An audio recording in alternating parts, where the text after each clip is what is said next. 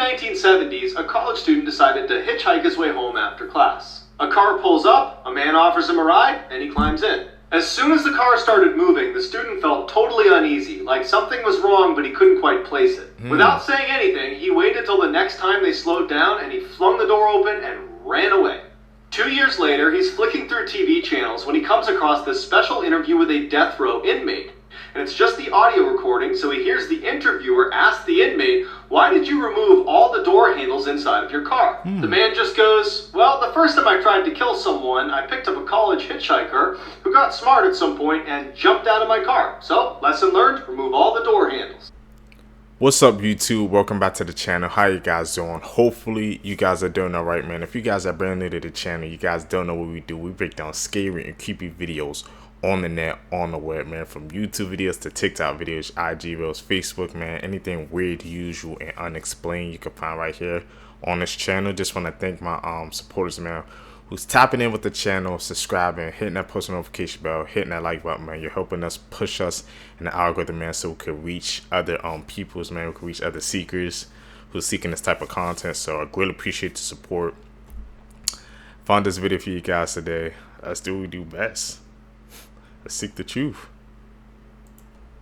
This is why you should always change your locks. In 2017, a college girl woke up from a nightmare drenched in sweat and decided to rinse off before going back to sleep. She propped her phone on a shelf, turned on some music, and then hopped in the shower. A few minutes later, she reaches for her phone to change the song, but stops suddenly. Reflected on her phone's screen was a person standing in the middle of her bathroom facing the shower. She somehow kept her composure, turned the water to scalding hot, and then ripped open the curtain and sprayed the intruder in the face. As they howled in pain, she ran past them to her kitchen to get her butcher's knife. In a panic, she can't find her knife, so she just runs out of the apartment and calls the police. The police go in and come out with a crazy-looking woman in handcuffs. One of the officers comes over to the girl and says, "She used to live here and she had copies of your keys." Then he pauses and looks down and brings up a clear evidence bag that contained her butcher's knife, and he says, "Looks like she wanted her apartment back."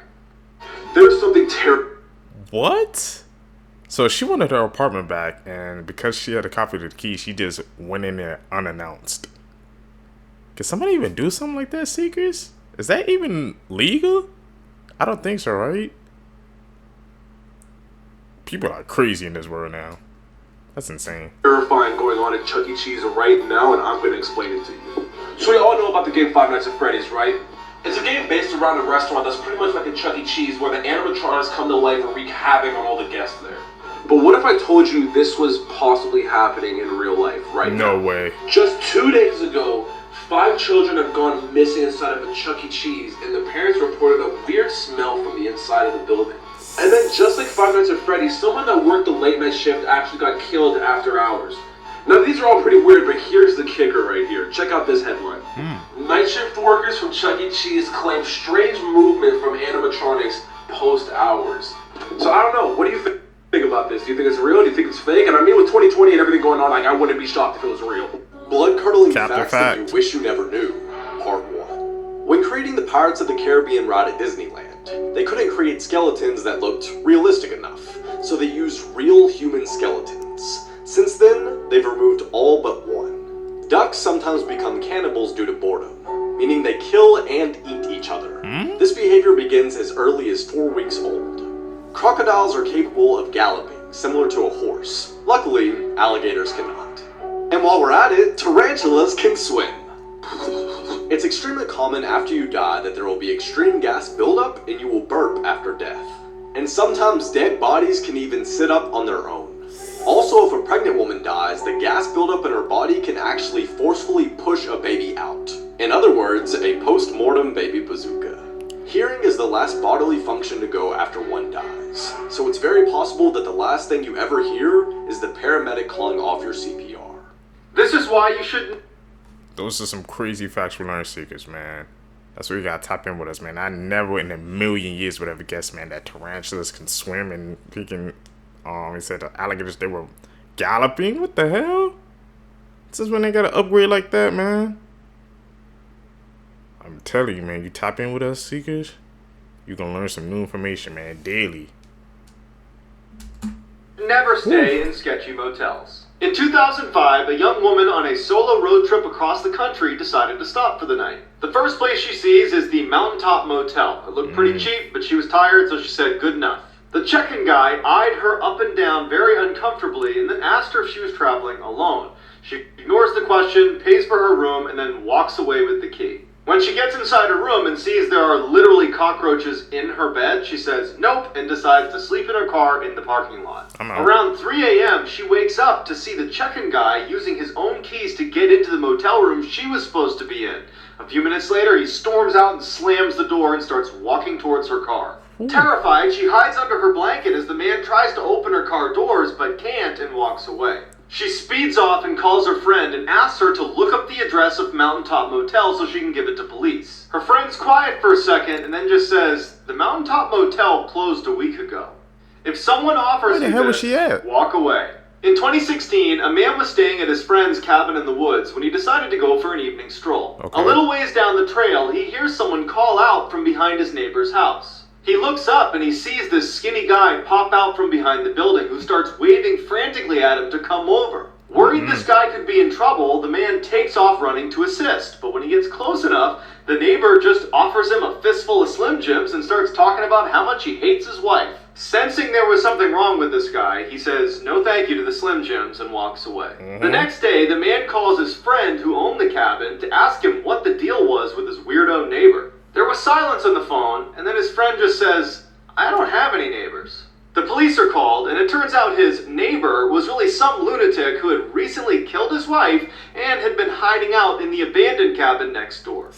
This is why... That's why, man, my parents always say, don't talk to strangers. Like, he could have been the next... He could have been next, man. He didn't even know. He just offered him some Slim Jims talking about how he didn't like his wife. Like, the signs were there, man. You gotta pay attention to what people say nowadays, man, because every time somebody says something, bro, and if it sounds weird, especially talking about how he hated his wife and just offered him Slim Jims, that's bizarre enough already. And you in the woods at that. He's a brave soul. I don't know how he did it. If I was in the woods and you see somebody you don't know, deuces, I'm out. You ain't getting me. You always say yes to tandoori chicken. In 2012, a high school tutor and her student stayed up so late one night studying that by the time they were done, the buses had stopped running. Without another way home, the student asked if he could stay the night at her place. Reluctantly, she agreed. When they got back to the apartment, she fell asleep on her bed and he fell asleep on a blanket next to her bed on the ground. A few hours later, she wakes up to the boy standing awkwardly in the middle of the room with a very strange look on his face. What? She asks him, what's wrong? He looks at her and says, I'm really hungry. Let's go get some tandoori chicken. Confused, she says, it's 2 a.m. Just get a snack in the cupboard. And he grabs her by the arm and he says, no, we are getting tandoori chicken right now. And he yanks her from the bed. Feeling totally caught off guard by this whole situation, she goes into the hall with the boy, and as soon as the door shuts behind them, she can tell that he is terrified. He looks at her and just says, I'm not actually hungry. When I woke up, there was someone under your bed. This is why you should always trust your gut. In the early 1970s, a college student decided to hitchhike his way home after class. A car pulls up, a man offers him a ride, and he climbs in. As soon as the car started moving, the student felt totally uneasy, like something was wrong but he couldn't quite place it. Without saying anything, he waited till the next time they slowed down and he flung the door open and ran away. 2 years later, he's flicking through TV channels when he comes across this special interview with a death row inmate. And it's just the audio recording, so he hears the interviewer ask the inmate, why did you remove all the door handles inside of your car? The man just goes, well, the first time I tried to kill someone, I picked up a college hitchhiker who got smart at some point and jumped out of my car. So, lesson learned, remove all the door handles. When they showed his he knew. Picture, the student knew immediately that he was supposed to be the first victim of John Wayne Gacy, aka the killer clown, who had killed over 30 men and boys in his clown room and stuffed them into his basement. This is why you should always trust... Sorry for pausing 2 times there, man, but I just had to explain this one, bro. That's why people say, man, when you have to trust your gut sometimes because, bro, your gut, it'll never steer you wrong, man. He had a feeling that something was off, man. As soon as he stopped, he jumped out the damn car. And look what happened. Flicking through the channels. And what came to pass? he was right on the money, man. You gotta trust your gut sometimes, bro. You just have to.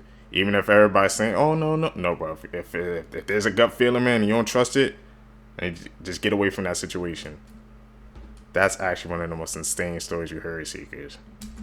Trust your gut. Tap in with In the us. 1970s, a young couple decided to go for a late-night hike in the woods. A couple minutes into their walk, and the man remembers thinking, something's not right. He tells his girlfriend, but they just decide to ignore it and keep going, until he steps on something that felt really soft, like it was alive. Before he has a chance to see what he stepped on, they hear all this rustling in the bushes next to them, and they bolt. Years later, that couple turns on the TV, and a death row inmate who's about to be executed is being interviewed. Again. And they ask him, was there ever a time that you were almost caught red-handed? He responded, yes, one time. I was in the woods, and a couple walked through, and the man actually stepped on the body of a girl I had just killed. I was hiding in the bushes just a few feet away. They didn't see me. That couple had run into one of the worst serial killers of all time, Ted Bundy. Ted Bundy. So supposedly this is what the fallen angel Lucifer looks like. And this is what the moon looked like on March 31st, 2020. I don't know about any of you guys, but this is scary, especially with everything going on in the world right now. Pretty cool! Let this be a was reminder similar? that there really are monsters out there. In 2007, a woman living right near a prison in California got home late one night and went right to bed. Around midnight, she woke up to footsteps on her first floor, assumed it was her roommate, so she goes downstairs to say hi. She yells out to her roommate, who doesn't say anything, and then in walks this giant man who she doesn't recognize. She runs upstairs, jumps in her closet into the crawl space, and hides. As she's helplessly tucked away in this little crawl space, trying not to make any sound, all she hears is this giant man sprinting around her house, running into walls, flipping furniture, and screaming in frustration because he can't find her. Finally, after several hours, she slowly opens the crawl space back up, crawls out, and gets her phone off the nightstand and calls police. As she's telling the police her story, she describes the person who had broken in, and they stop her and say, "Ma'am, go back in the crawl space and stay there. We'll be there as soon as we can." It turned out a 6'11" convicted murderer had escaped the prison and was still on the loose. Damn. She was living next to prison. I could never do that. I don't see how people can do that. I understand people need houses and stuff, but living next to a prison, that's just like asking for trouble. Because like I said, they have like direct access to the house, and as soon as they escape, they just gonna try to go into one of the people's houses. Word of advice, man, don't live next to a prison. I'm pretty sure I don't have to say that, but you never know. Is that an edit? Yeah, that's an edit. Call it like I see it. If you scare easily, I wouldn't watch this video. In 2013, a mine explorer found this entrance to an abandoned mine and decided to go have a look around. He decides to film his experience and upload it to his YouTube channel, where he had uploaded hundreds of other videos of him exploring mines, but he never once references the paranormal or ghosts or anything like that until this video. As soon as he steps foot inside, he tells the camera that he has a really uneasy feeling about being there and wonders if he should even keep going, but he does. Everything seems pretty normal until he gets to a section in the mine where there's a bunch of chains hanging down from the ceiling. He hears something in the back of the tunnel, so he pulls his flashlight out and he shines it towards the back, and he sees a chain swinging, and it shouldn't be, because there's no draft and he's all alone, and you can tell he's scared by the way he starts talking. Although he's totally freaked out, he wants to know what's causing the chain to swing, so he goes farther and farther into the mine until he hears something. People whispering in every direction. He gets totally spooked and runs out. If you don't want to sleep tonight, watch the whole video.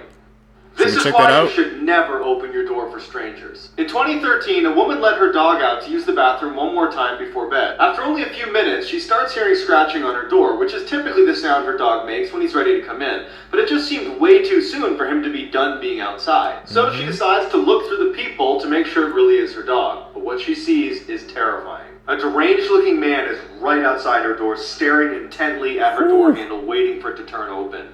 As she's looking in horror, unable to do anything, he starts scratching at the door as hard as he can, never leaving his gaze from the door handle. She manages to stifle a scream, she backs away and realizes her dog is still outside. So she goes to the side window, but there's no sign of her dog, and so she goes back to the door to see if maybe the man's moved. He hasn't moved, his mouth is open, and he's staring directly at the peephole. Then he turns around and walks away. With the man gone, she discovers her dog unharmed. His leash had just been cut. But that means he had a knife.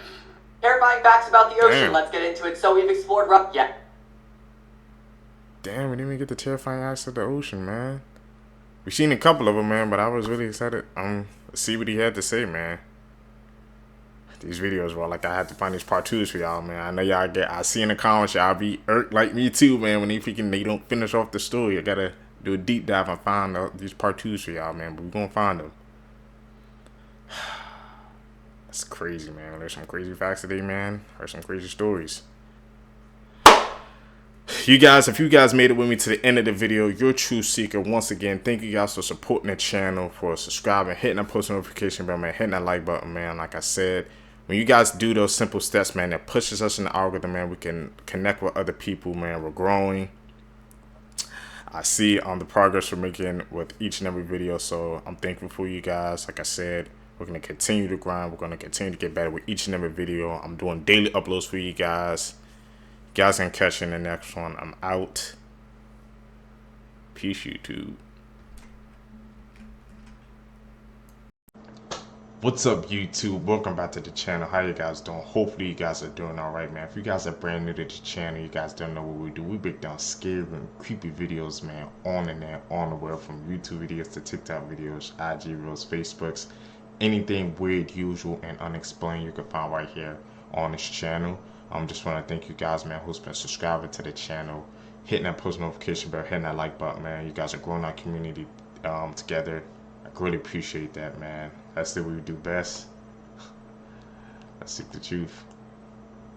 This 16-year-old was sentenced to 50 years in prison, and you won't believe what he did. In 2022, Noah Nay shot a 5-year-old girl in the neck and shoulder in Oklahoma. This teen, who I swear looks like a 9-year-old, was riding in a stolen car and purposely shot inside a home where the little girl was playing. But again, this was no accident. No one did this for a gang initiation. Luckily, the little girl survived, but had the bullet hit a spot an inch away, she would have definitely died. Noah was arrested, but not long after, he escaped the juvenile detention center by jumping a fence. He was found 4 days later, but when he was put back into the detention center, he repeatedly assaulted staff. Noah was sentenced as an adult, but the judge said that in 2028, his sentence can be reduced if he's proved that he's changed. Imagine getting stood up for a day and it causes you to become a key part of a murder trial. It was 2012 in Kentucky, and Shayna Hoopers was 21 years old. She had just graduated from the University of Kentucky and was dating 29-year-old Ryan Poston. Ryan was an attorney, and the pair was said to be very toxic. They'd been together for about a year and a half, but were very on and off. On the night of October the 12th, things would end for good. Those close to Ryan knew he wasn't happy. He tried ending things with Shayna multiple times, but she refused to accept this. She would turn up to his house, refuse to leave, and they would end up getting back together. Toxic. On the 12th of October, the pair were having food at Ryan's parents' house, and they would end up in another argument. Ryan decided to end things once and for all, and to prove to Shayna that he was over her, he decided to go on a date with another woman the next night. Oh. The woman was the stunning Audrey Bolt, who was the current Miss Ohio. Damn. Audrey and Ryan had arranged to go to a bar the night after at 9:30 p.m. Audrey was really looking forward to it and was very confused when he never showed up. Meanwhile, Shayna had turned up to Ryan's house again without warning. After another massive argument, she took one of his guns and shot him 6 times. She then decided to call police to confess. Now, while she was being interviewed by police, she was acting incredibly bizarre. She twirled around the room and sang, "I did it, yeah, I killed him." She also sang Amazing Grace. Shayna tried to claim that she acted in self-defense, but she was found guilty of murder and sentenced to 40 years in prison. Audrey had to testify in the murder trial. However, in August 2016, Shayna was actually granted a new trial. This was because it was revealed that one of the original jurors was actually a felon. She was again found guilty though in her retrial and was sentenced to life. The baby-faced... Man, that's just a sign. If you guys ain't a toxic relationship, man, just try to end it all, because it can turn into something even worse, man. Gangster that shot a little girl in the neck has been jailed for 50 years after a court heard that he knows the difference between right and wrong but has no amenability to treatment. Noah Ney was sentenced as an adult for the 2022 shooting that saw the teen drive a stolen car and fire a gun towards the house in which the little girl was playing, hitting her in the neck and shoulder. It has been reported that his actions were part of the requirements for a gang initiation. An American couple married for 75 years.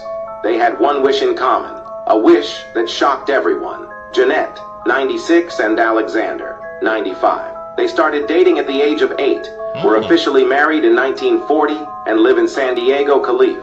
They have 5 sons and daughters and 16 grandchildren and great-grandchildren. Some time ago, Alexander suffered an accidental fall that fractured his hip, and he was confined to his bed at home.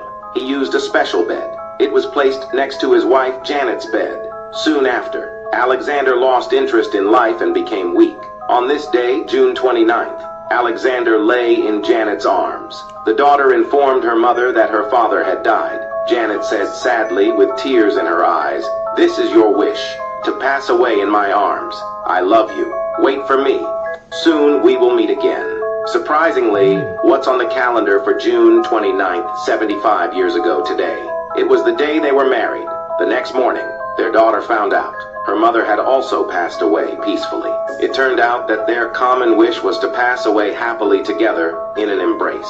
Follow me. Get more true stories every day. That is like a story that's we can leave without coincidence, man. Like, that was their one true wish, and it happened like just a day after each other, man. They were together that long. That's how they wanted to go out. That's really bizarre. Here's every character I think that's going to be in the Five Nights at Freddy's 2 movie. If you remember at the end of the movie, Abby ends up asking Mike, "Hey, when are we going to go back to see my friends? I want to see them." And Mike says, "You never know what's going to happen." Now, in my opinion, this movie is going to be based at least 5 to 15 years in the future. Now, hear me out. If we're following the plans of Five Nights at Freddy's 2 as a game, we have to go into the withered characters, because they've been untouched, unmaintenanced, and unloved for so long. We're going to be seeing withered characters in Five Nights at Freddy's 2. Maybe not 15 years in the future, I may have dragged it a bit, maybe 3 to 5 years in the future. And as you guys know, all of the withered characters are a little bit more devious. And why are they more devious? Because these kids have been left alone for so long. They loved Abby, they loved hanging out with her. Yes, they wanted to kill her, but still. Withered Freddy, withered Chica, look at Bonnie, she doesn't have a face. Withered Foxy, golden Freddy. I also think we're going to be seeing the puppet as well, aka Mike's little brother. So hear me out, I'm going to be the first one to say it. When we get a Five Nights at Freddy's 2, we are going to get withered characters. It's going to be based at least 3 to 5 years in the future. Just look at withered Bonnie. Imagine Abby pulls up, getting ready to see her friends, and all of a sudden sees Bonnie. My other theory is that they are going to be pissed. They've been left alone for way too long and miss their friend. And that is what's going to drive this next movie to be absolutely insane. Like and follow for more. Yep, this nightmare is real, and planes are literally flipping over when passengers get up from their seats. A flight attendant for JetBlue had to issue an emergency announcement, making everyone realize their worst nightmares had come true on the plane, with one woman leaving a grim and dark message saying she wasn't sure if she'd ever see her grandkids again. The flight attendant asked all passengers to spread out as their weight was believed to be causing the plane to flip over, telling everyone to move to the middle of the plane. Very slowly, little by little, move towards the middle of the apron because apparently everything is like it tipped out. With a tech expert saying this was so terrifying, he described it as the plane was about to do a backflip. It felt like the plane was about to do a backflip. Which begs the question of how safe are these planes to begin with. Many of the passengers had rushed to the rear of the plane when deplaning, which caused this, but there's still many questions which JetBlue does not have the answers for. While no one was injured, we don't know if this is something that can happen to all planes or if it's rare. See how this fake thug reacted to a life sentence. In 2015, Jaleel Smith Riley was arrested for his involvement in a 2013 robbery that left Aaron Martin with a bullet in his head and Portia Brooks dead. Smith Riley pled guilty to the crime and was hoping to avoid a life without parole sentence. Prior to being sentenced, he cried and begged for leniency. Consequences, man.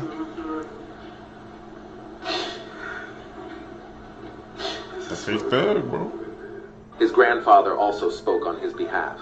He always come by to check on me and his grandmother. He always did. He worked in the church with us all.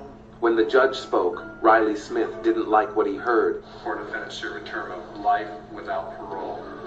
As to count 4, defense of attempted murder. Check it out.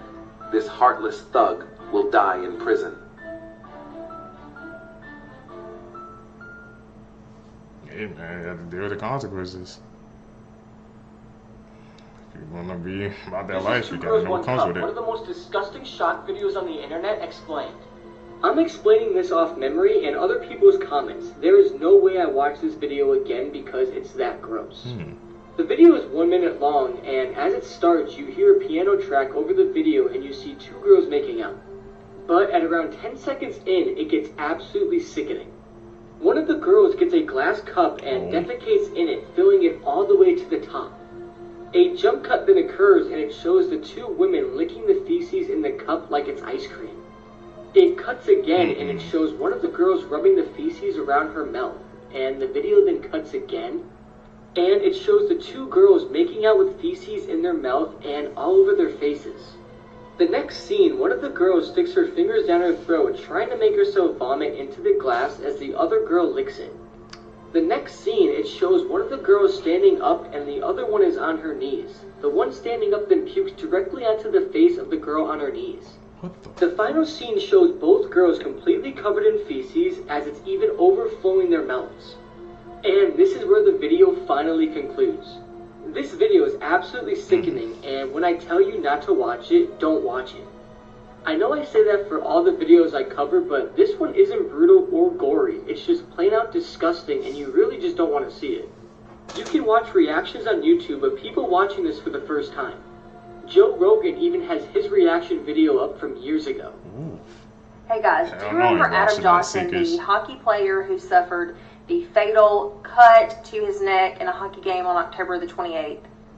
Well, the player whose skate caused the injury has actually been arrested and charged with manslaughter.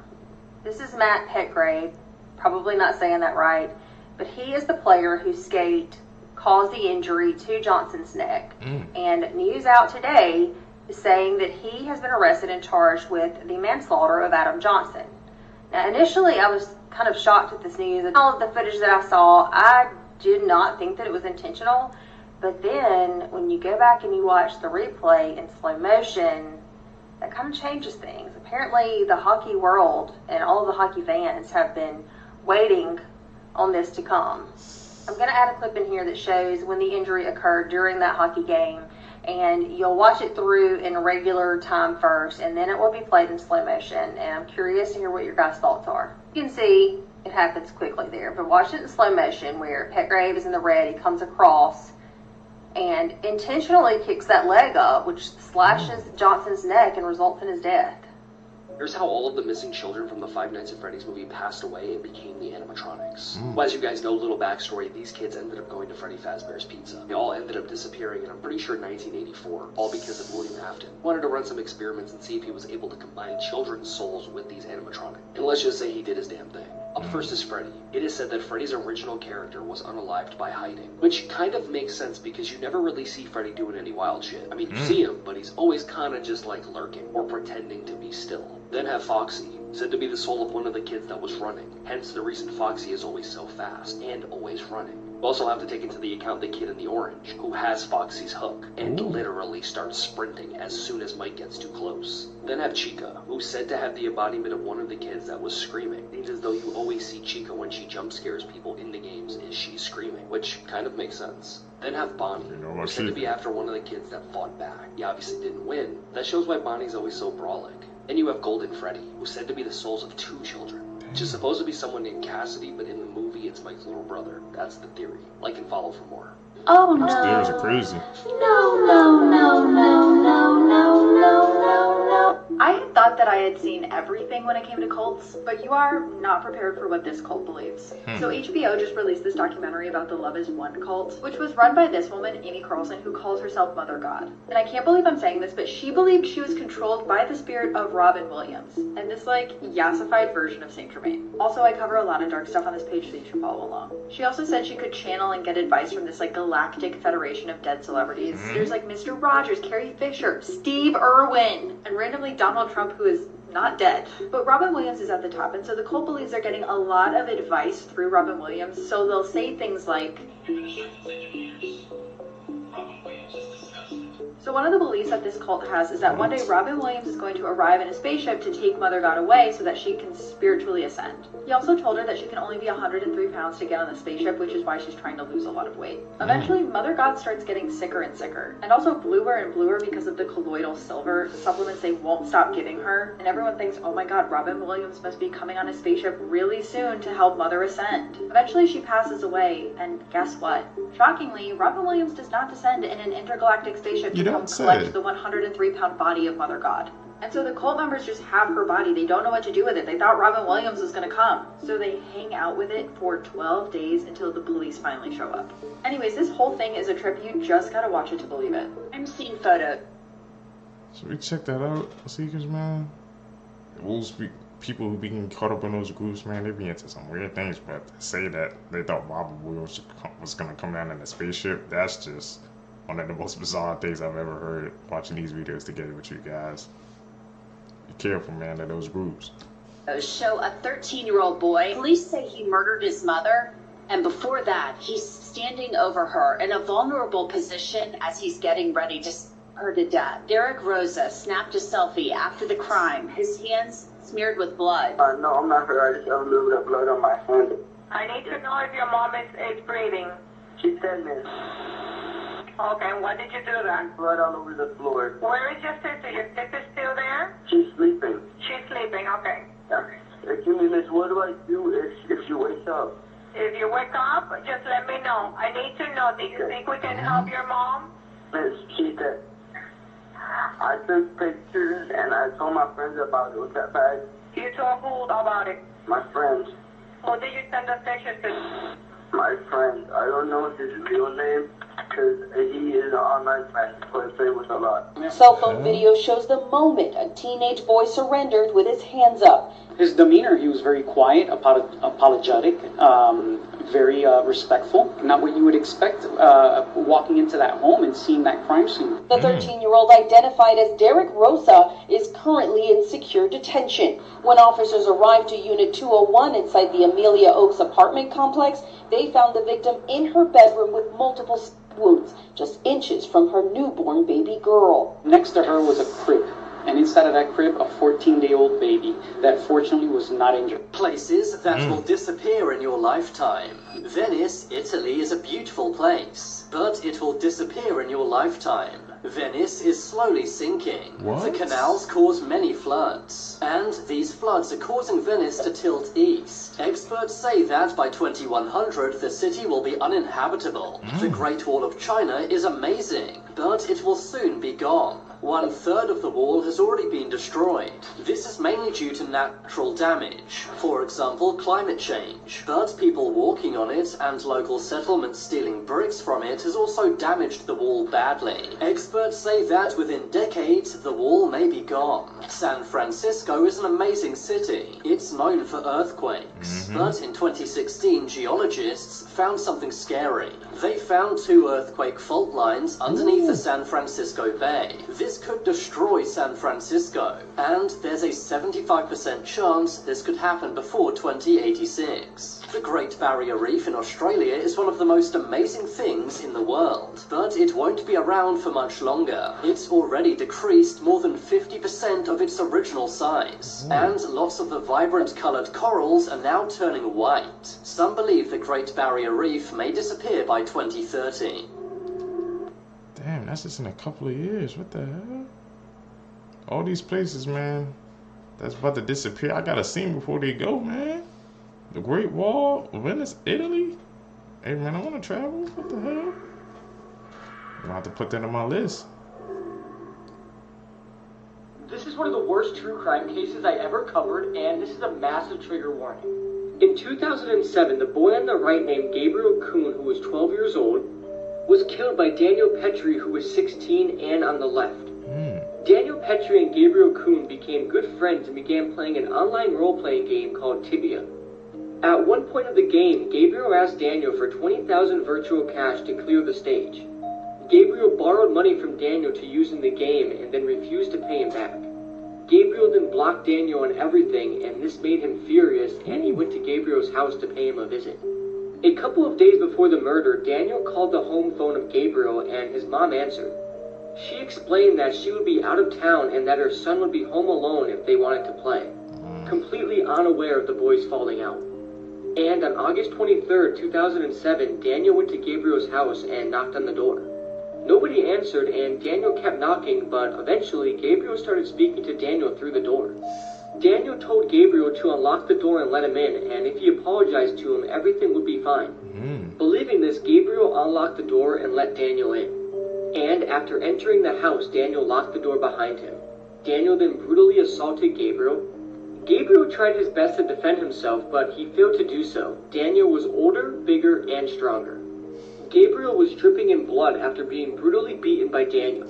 Daniel then laughed at the terrified Gabriel and took him to the bedroom, where he then sexually assaulted him. Gabriel cried, but this made Daniel even more cruel. After all of this, Gabriel threatened Daniel, saying he will tell his mother everything that happened, but this only made Daniel more mad. And in a fit of rage, Daniel took a cord from a gaming console and wrapped it around Gabriel's neck and strangled him with it until he went limp. Daniel assumed Gabriel was dead, and believing this, Daniel tried to move and hide the body in the crawl space, leading to the bedrooms. However, the body was too heavy, and after realizing this, Daniel searched the house for sharp tools, and eventually he found a kitchen knife and a hacksaw. Daniel then returned to Gabriel's body, and in order to make it lighter, he took the knife and hacksaw and began cutting at the top of Daniel's leg to remove it, and as Daniel cut into Gabriel's leg, he woke up. Gabriel wasn't dead. He let out a blood-curdling scream, but Daniel restrained him, making sure to twist and turn the blade to make it even more painful. Eventually, Daniel dismembered his right leg and moved to his left. And after severing both of his legs, Gabriel passed away. His autopsy suggested he was still alive throughout the whole ordeal, and he eventually died from shock and blood loss. After Daniel finished the dismemberment, he tried to hide the body again, and he wrapped a cable and wire around Gabriel's body. But the body was still too heavy, and Daniel then fled the house. Gabriel's body was discovered by his brother, and the body was left by the hallway door and the legs and the hacksaw too. Daniel Petry was admitted to a juvenile center in September 2007 to only 3 years. This is due to Brazil's laws of sentencing minors. And to make you realize how evil Daniel was, when the judge asked him if he had any last words of remorse, Daniel said this: "Gabriel was a coward and a thief. He burns in hell right now where I sent him. And when I die, I will find him in hell and finish my revenge." It's also worth saying that the photos of the crime and Gabriel's body had surfaced on the internet, and nobody knows how they got there. I highly recommend not to look at them due to the graphic nature of them, and they would definitely be the worst crime scene photos you will ever see. It's honestly insane how Daniel is walking free today. May Gabriel rest in peace. This is the case of 19-year-old Alexi Treviso and how she went to the hospital complaining of back pain, but ended up getting charged with murder. Alexi Treviso was a 19-year-old senior in high school living in Artesia, New Mexico. She was on the varsity cheerleading team, and she was dating her boyfriend Devin for about 2 years. Honestly, Alexi just seemed like a typical teenage girl. Prom was coming up soon, her graduation was around the corner, and she was already thinking about what university she was going to go to in the fall. January 26, 2023, that day was pretty much just like any other day for 19-year-old Alexi. She went to cheerleading practice that day and got home in the afternoon. She spent some time with her family and then she went to bed. However, she was woken up in the middle of the night with severe back pain. This was like not normal back pain. Like Alexi was in so much pain that her mother decided to take her to the hospital. Alexi and her mother Rosa arrived at the Artesia General Hospital in the early morning hours of January 27th. Alexi checked in and told the doctors that she had really bad pain in her back, so they wanted to do a test to see if maybe she had a UTI or a kidney infection, since back pain can be a symptom of both of those things. So they're getting ready to do those tests, and then they asked Alexi, "Are you pregnant?" Which is a very common thing to ask. I mean, if you're a girl and you've gone to the doctor before, I feel like they always ask you if you're pregnant. On top of that, experiencing back pain can be a symptom of pregnancy. So the doctor asked Alexi, "Are you pregnant?" And she says no, that she's still a virgin and that she hasn't engaged in any sexual activity. So the doctor's like, okay, perfect. And they send Alexi over to go get a CAT scan done so that they can check for kidney stones. While she's getting that test done, the doctors decide to still do a pregnancy test just in case, because you never know. So they did a urine test, and when the results came back, they were positive. Alexi was pregnant. Now, of course, pregnancy tests can sometimes be inaccurate, so the doctors wanted to check her blood just to make sure that she was actually pregnant. And while all of this is going on, Alexi tells the doctors that she needs to go to the bathroom. Like, she has to go number 2, and it's coming out, like, right now. So she gets up from the hospital bed and she literally runs to the bathroom holding her butt because she feels like it's going to come out. She locks herself inside the bathroom and she's in there for quite some time. Doctors and the staff at the hospital are getting kind of worried because she's been in there for a while and they know that she's pregnant. So they're thinking maybe she's having some type of miscarriage or something else is happening. They knock on the door, but Alexi refuses to come out. At one point, her mother Rosa also goes over to knock on the door, but Alexi says that she's just having trouble going number 2 and that she'll be out shortly. At this point, Alexi has been in the bathroom for more than like 20 minutes. So the doctors tell her, if you don't open the door right now, we're going to unlock it. Before the doctor can unlock the door, Alexi just opens up and starts walking back to her room. One of the doctors looks inside the bathroom just to see, what happened, and they do see that there was all over the floor. They asked Alexi, what's going on? And she said that she simply got her period. Call over the cleaning lady to come clean up the bathroom, and when she starts to take out the trash, notices that the trash bag feels heavier than usual. So Leela, the housekeeper, goes to look inside the garbage bin, and when she pulls out a bag, she finds a baby. The baby was inside a clear plastic bag at the bottom of the bin. Okay, more in part 2. Never wake up a sleepwalker. Do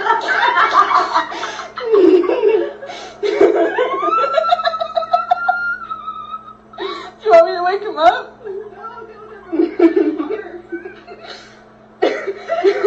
They're laughing. This ain't funny though. This girl was freaking out when her sister got out of bed and started sleepwalking. Stop staring at me like that. Alexis! Mom! Mom! It's like a spirit takes them over. She's just standing here staring at me. She can't. Hey. I got it down.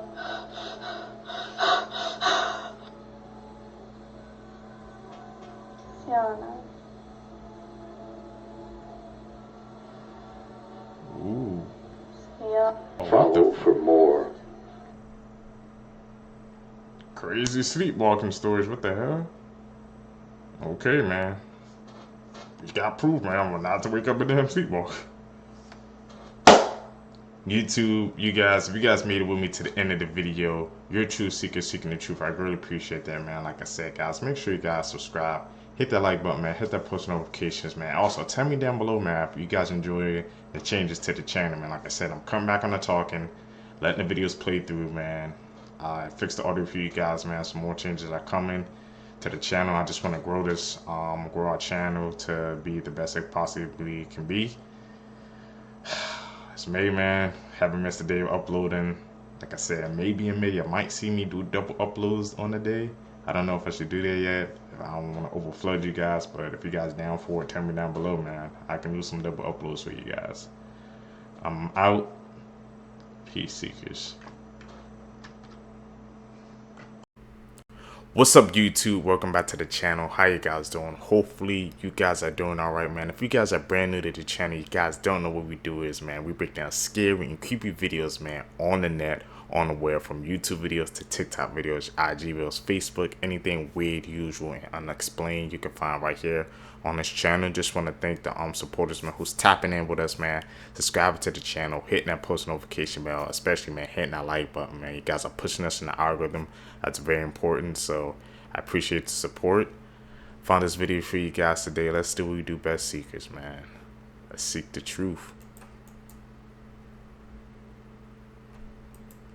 Cartoon Theories Part 1. Here we Angelica from the Rugrats is the only one who can talk to the babies because they are a figment of her imagination. That's why Stu is always in his basement making toys for the son that he lost. Chucky died in a car crash, that's why his dad's always so nervous. And the twins were actually only one baby, but Angelica didn't know if it was a boy or a girl, so she invented both of them. SpongeBob is a result of nuclear testing. The nuclear testing was performed in the Bikini Atoll in the late 1940s, and the result of that test was the Bikini Bottom. And how many times have you seen this explosion in the show? Creepy lost cartoon. He was spitting, bro. We seen that explosion happen in SpongeBob many times, man. and about those about the first three, about the kids and stuff, about how sometimes we can never see their parents. You know, it's starting to make sense, man. These, you know, these are childhood cartoons. These are freaking details we weren't paying attention to, man, because we were just entertained. It's crazy to think about. To episodes part 2, Squidward's suicide. The episode starts with Squidward sitting on his bed with creepy music playing in the background. Then you get flashes of the children, and when it cuts back to Squidward, his face is black with red eyes, and then a strange voice tells him to shoot himself with a gun. He does exactly that, he dies, and the video ends. Even the police investigated, but they couldn't find who made the video. What? Creepy Lost Cartoon Episodes Part 3, Tom's Basement. Something seemed different with the start of the episode this time. Tom's owner was really physically abusive. He was tapping on his tail and telling him never to go down the basement. And at some point Jerry pushes Tom down to the basement. When the owner sees him, he starts yelling at him with rage. Then Jerry takes pity on Tom and goes and stabs the owner repeatedly with a knife on his leg. And then they carry the body inside the basement. And the basement is full of dead bodies showing signs of violent death. And then an evil look covers Jerry's face. He stabs Tom and throws him in the pile of bodies. Then the episode ends with Jerry putting a for sale sign outside the house and laughing manically. I never seen that episode of Tom and Jerry, and I've seen quite a few. I don't know where the hell he's finding them from, but hey man, we seekers, bro, we're gonna have to do our research and try to dig this up. Fun fact, man, my grandparents actually introduced me to Tom and Jerry. That's how I even knew about that series. Damn, that's some dark stuff. Especially, you know how Jerry always be, you know, getting Tom. That's his op. Where at the end, man, he turned on him. That does sound like something Jerry would do, but you know, he'd be setting up all those elaborate plans. So, can't write this off. There is a creepy lost episode of Barney that a father swears he caught his kids watching. One day he was looking at the TV guide when he saw that it said a lost episode of Barney was going to air at 7 p.m. He asked his kids if they wanted to watch, and they said yes. They all sat down to watch it, and the theme song started playing, but something wasn't right about it. It almost sounded like the song was being whispered. The episode started as it usually did, the kids holding the Barney doll that suddenly comes to life. But when Barney started talking, he sounded slightly weird. It sounded like two people were talking at once. His normal voice and one that sounded darker and scarier. And suddenly he said, "Hi kids, today I'm going to talk to you about death." So one of the kids asked him, "Barney, what's death?" He then chuckled and said, "This is..." With his face suddenly turning angry, his teeth growing long, and then he eats the child. He proceeds to chase all the other children around, trying to eat them throughout the rest of the episode. And then at the very end of the episode, he sang the I Love You song as if nothing happened. So, love. The Simpsons lost episode, Bart's Dead. What? The episode comes to us at season 1. After leaving for school late, this results in Bart Simpson being late for a plane ride and has to catch another one. Apparently, the plane was having some engine trouble and it crashes, killing everybody on board, even our beloved Bart Simpson. Throughout the majority of the episode, it's all about mourning from the family over the loss of Bart, until a flashback shows Bart inside of a coffin going to a cemetery. Inside of this cemetery where Bart is laid to rest, there are headstones depicting celebrities. One noted celebrity was Michael Jackson from season 3 and predicted his death on point. Hey man, we've known about the Simpsons, about these like the Simpsons, Family Guy, these cartoons, how they be predicting stuff before it even happens. So he was definitely spitting there, man. You know, the Simpsons been running for a long time, but the hit that they predicted what was gonna happen to Michael Jackson, it's crazy to think about, man. We gotta pay attention, man. When the Simpsons or Family Guy, when they show us something, bro, you gotta pay attention to it, because you never know, man, if it could come true or not. They actually have some videos, and I'm definitely gonna have to check out. Apparently there was a man who found a very disturbing and creepy lost episode of the Teletubbies, and it was known as The Playground, which he rented from a DVD store. When the man brought the DVD up to the counter so he could rent it, the clerk's eyes got big and said, "Are you sure you want to rent this? It was claimed to be cursed." The man said, "Absolutely, what could be cursed and horrifying about a Teletubby episode?" So he went through with the rent, and as soon as he got home, he slapped the disc in the DVD player. As soon as the episode started, it skipped past the BBC logo, and where the speaker usually says, "Time for Teletubbies," he said something completely different. Like life isn't about anything, it's about consequences. Although the man thought this was weird for a kid's show, he kept watching. The episode started with Tinky Winky sitting at a table crying by himself, and out the back window of the Teletubbies house, you can see 2 children practicing seppuku, which is basically taking the guts and entrails out of somebody and playing with them. TV then glitched and cut to a scene where all the Teletubbies were hanging from gallows by their necks and seeping out blood. There's more, so stay tuned for part 2. This is part 2 of the cursed Teletubbies episode known as The Playground. While the Teletubbies were all bleeding out hanging there from the gallows, you could see blood and organs scattered all across Teletubby land, and the speaker in the background was repeatedly saying, "Life is meaningless, and the truth is you're all going to die a horrifying death." But little did they know that them hanging by their necks from the gallows wouldn't be the cause of their death, but rather a nuclear bomb that would end up hitting Teletubby land and causing the sun baby in the sky to start bleeding from his eyes and begin crying. So in the background of the Teletubbies already hanging from their necks from the gallows, you see their home catch on fire, a nuclear bomb going off, and even the baby in the sky, along with bleeding from its eyes and face, is now vomiting across Teletubby land. The show then glitched, ended abruptly, and skipped straight to the credits, and rather than showing the Ragdoll Productions logo that is usually shown at the end of Teletubby episodes, it showed a bunch of random Russian and Ukrainian writing that the viewer had never seen before. The episode then received 237 complaints and was taken off the air. Wow, so that really happened, man. The parents, they must have saw it, wrote in their complaints, then they got taken down, man. I'm just surprised, like, we haven't seen that, like, you know, I haven't heard no news about, like, you know, all these dark cartoon theories and stuff like that. Maybe if you search on YouTube, you can find it, but it's like, somehow it's kind of being, like, hidden from us, man, because these are my first time even hearing these theories like this, especially when it comes to the cartoons. They all put this in the media, man, but they trying to hide it from us, man. But we gonna seek and we gonna find the truth. Can't hide it forever.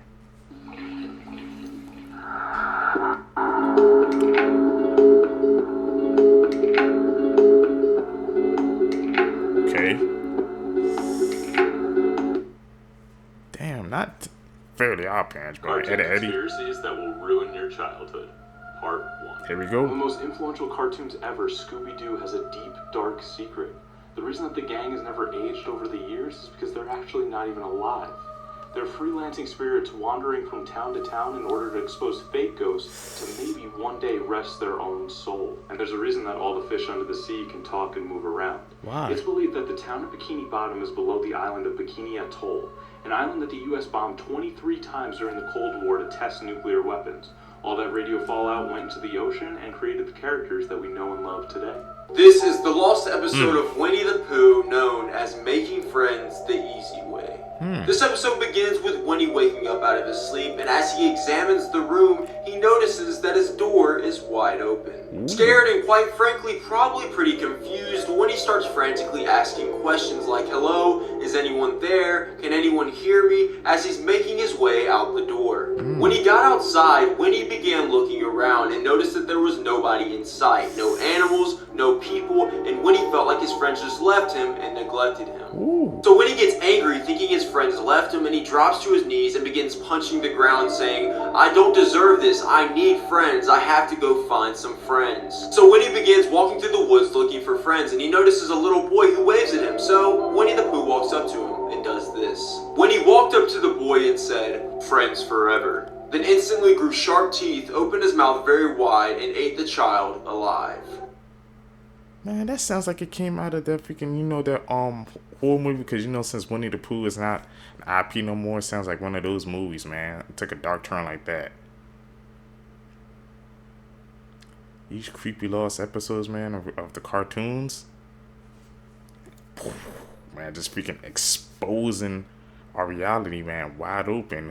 I would have never guessed that any of this would have happened in 1,000 years, man. You know, looking back at it, all these theories and stuff, man, like I said, kind of makes sense.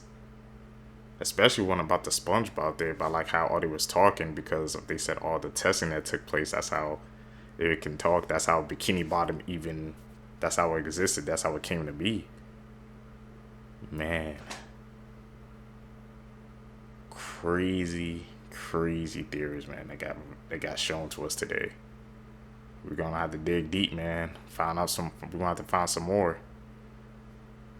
That's crazy.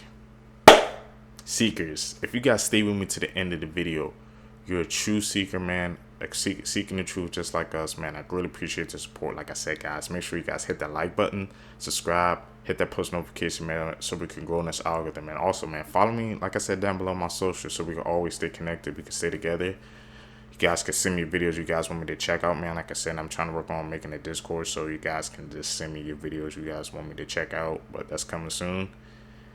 You guys gonna catch in the next one. I'm out. Peace, YouTube.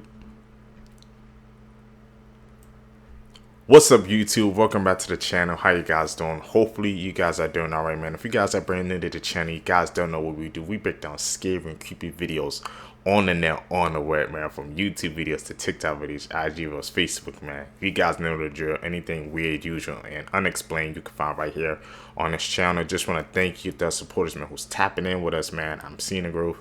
Who's subscribing, hitting that post notification bell, man, liking the videos. You follow me on my social medias, man. Like I said, each and every video, you guys help support. I see it. It puts us in the algorithm, man. We can find more fellow seekers. Found this video for you guys today. Let's do what we do best.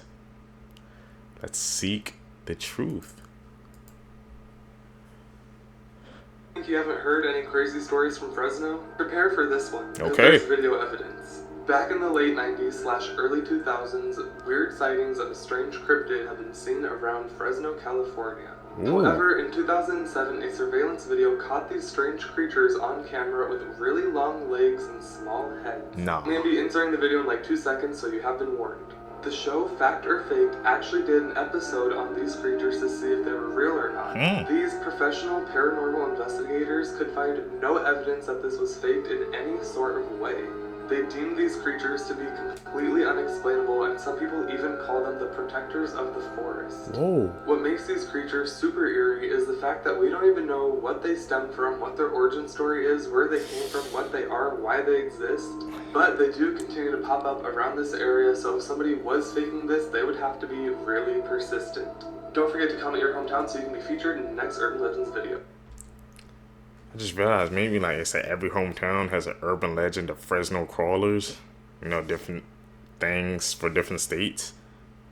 Man, that's creepy. That's eerie, man. Like I said, they know why they exist, why they're there.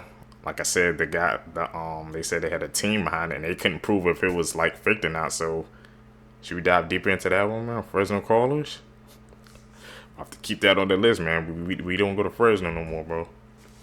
Or we drop it straight through it. This is why you need to watch out for a man with orange eyes. Orange eyes is actually a cryptid that you can find in Ohio. It's reported to be over 11 feet tall and 1,000 pounds. It is said that Orange Eyes lives under a Cleveland cemetery, and the first time he was ever seen was on March 28th of 1959. On that day, he attacked 2 teenagers that were hanging out at Lover's Lane.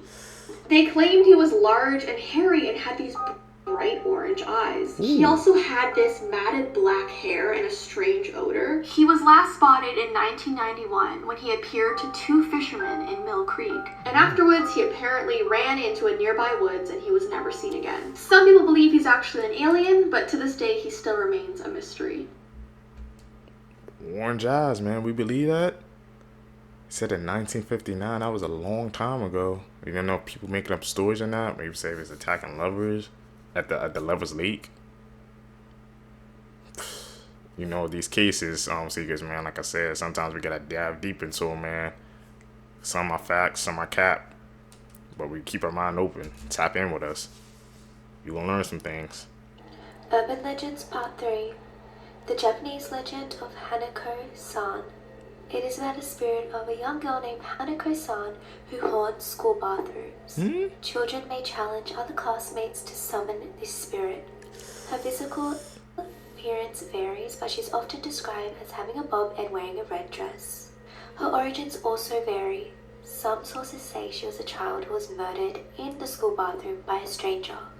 Other sources say she was a girl who committed suicide in her school bathroom.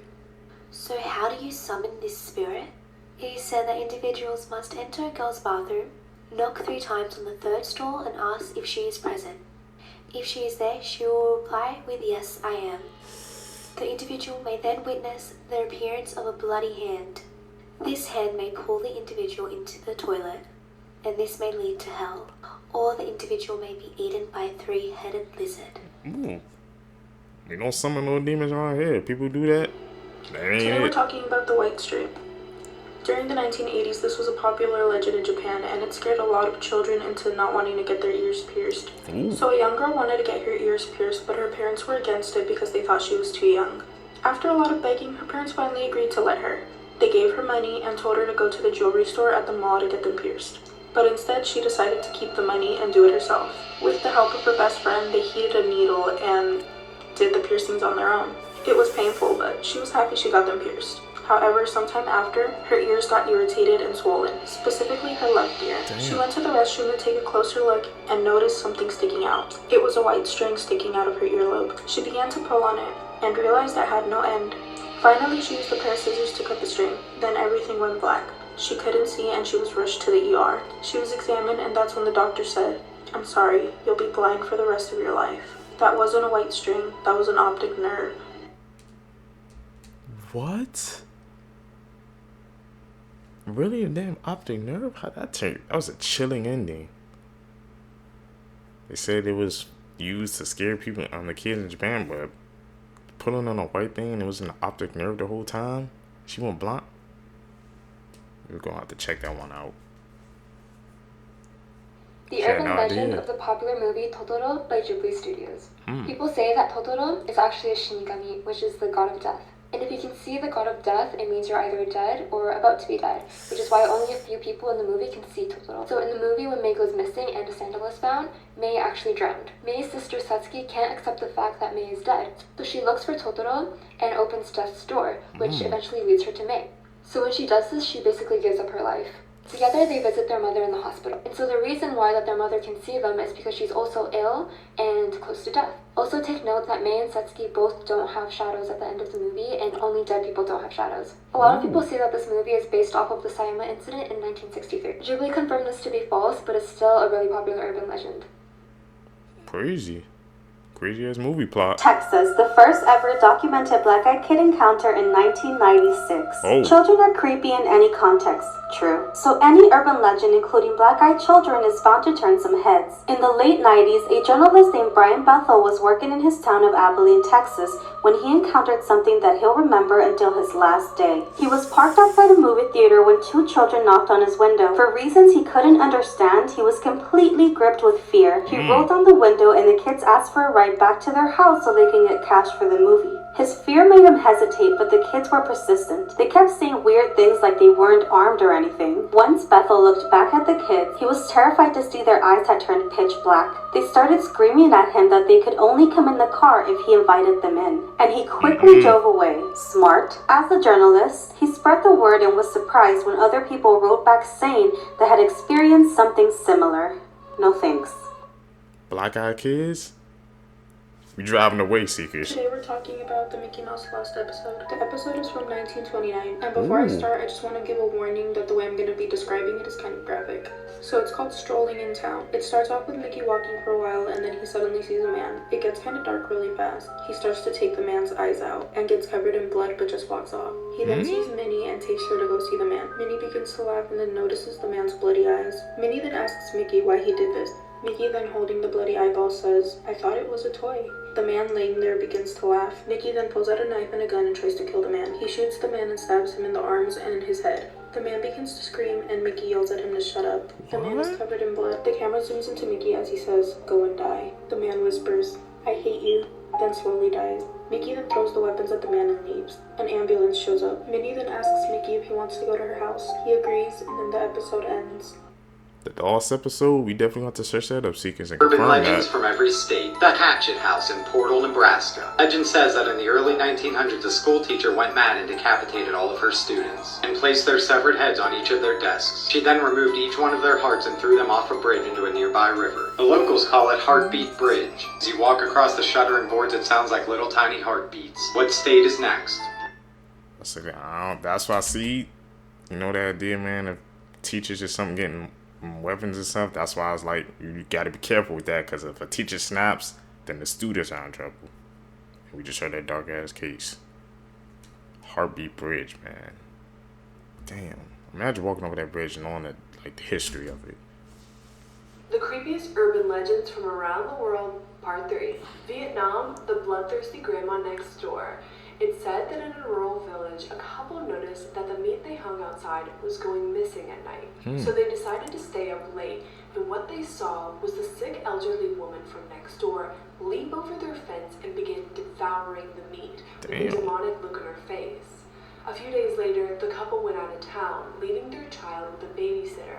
But upon their return, they heard screams coming from inside the house. When they ran in, they saw the old woman eating their child. What the hell? The real story. This world. So the story starts off with a mom and a daughter. The daughter gets diagnosed with oral cancer. The mom does anything in order for the daughter to get cured. But through hospital bills and treatment, the daughter only seems to be getting worse. Desperate, the mom starts turning to satanic rituals. She ends up making a deal with the devil. The deal was that if the devil cured her daughter, the mom would then have to make a cartoon character that kids all over the world would fall in love with, subconsciously letting the devil into their lives. So last week I talked about the urban legend of the black-eyed children, but today we're talking about the far creepier white-eyed children. Now these creatures have a similar appearance to the black-eyed children. They're very skinny, pale-looking children, but instead of their eyes being totally black, their eyes are totally white. The black-eyed children you have to invite into your home, but the white-eyed children appear there on their own. These creatures actually possess the ability to control your mind. One theory is that you actually do let them in without even thinking about it because they control your mind and make you open the door. Once these kids are in your house, they're usually standing very still in a corner or against a wall just staring at you. And they can actually communicate with you through their minds. And they usually tell you that somebody you know is about to die, and then they disappear into thin air. Some people think these children are angels, others think they're demons, and some think that they're aliens. But all of their predictions come true. We got the white-eyed kids, man. We got the black. What is next? Orange, blue, man. This about to be the whole freaking color spectrum. Like, what the hell? These theories, man. Whatever they call them, we gonna have to check them out, man. I've seen some like cases of the black-eyed kids, but this is my first time hearing white-eyed kids, and they have telepathy. I don't know if we believe that one. Hey man, this world, you never know. The Banshee is a female spirit in Irish folklore whose bone-chilling scream is said to be an omen of death. If you hear her shrieks, it is said that a member of your family will pass away soon. Some people believe that each family actually has a Banshee of their own that watches over them. Some stories say that instead of appearing as an omen of death, they appear to celebrate someone's death. They often appear as a woman dressed in a gray or white cloak with reddened eyes from constantly weeping. Can relate. The Banshee is a tale I'm quite familiar with, and I always imagine them to be more of a nervous creature rather than a vicious one. Their job is basically to let people know that their time is up, so I always imagine them not being too fond of the fact that they're constantly warning people that someone they love is going to die soon, so that's why I depicted the Banshee the way that I did.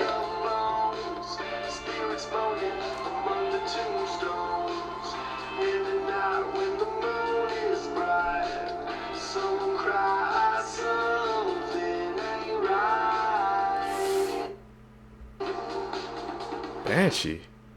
I just realized, but she's talking about the Banshee. You know, there's a comic book character called the Banshee in DC Comics. I don't know if they have one tomorrow, but there's like literally one in DC Comics called the Banshee. And when she described it, I think that's her origins of how she get her powers and stuff like that. I'm telling you, like, there's pieces of media and stuff that we seen. It's placed in our faces, man. We just don't know. Like, they all comes from, I guess, that dark backstory, the folklores and stuff like that. There's always truth to them. And they adapted and made money off that. What does that tell you? You guys made it with me to the end, man. You're a truth seeker, seeking the truth. I really appreciate the support, man. Like I said, guys, we did daily uploads for last month, man. First day of June, so I could continue to do these daily uploads for you guys, man. If you guys like them, to let me know, man, hit that subscribe button, hit that post notification button, hit that like button, man. Also, man, to let me know that you guys like these daily uploads. Follow me on my social medias as well, so we can always stay connected and we can grow the secrets together. Guys, I'm catching the next one, man. I'm out. Peace, YouTube. What's up, YouTube? Welcome back to the channel. How you guys doing? Hopefully you guys are doing all right, man. If you guys are brand new here to the channel, you guys don't know what we do. We break down scary and creepy videos, man, on the net, on the web, from YouTube videos to TikTok videos, IG reels, Facebook, man. Anything weird, usual, and unexplained, you can find right here on this channel. Like I said, I want to thank you guys, the seekers who's tapping into the channel, subscribing, hitting that post notification bell, hitting that like button, man. I really appreciate your support. Like I said, you guys have been seeing, guys kind of want me to switch it up, man. If you guys want me to switch it up, send you guys videos like to my Instagram, Twitter, man, anywhere where I can try to download them, put them in the next video. I would really appreciate that. But that's what we do best. Seek the truth.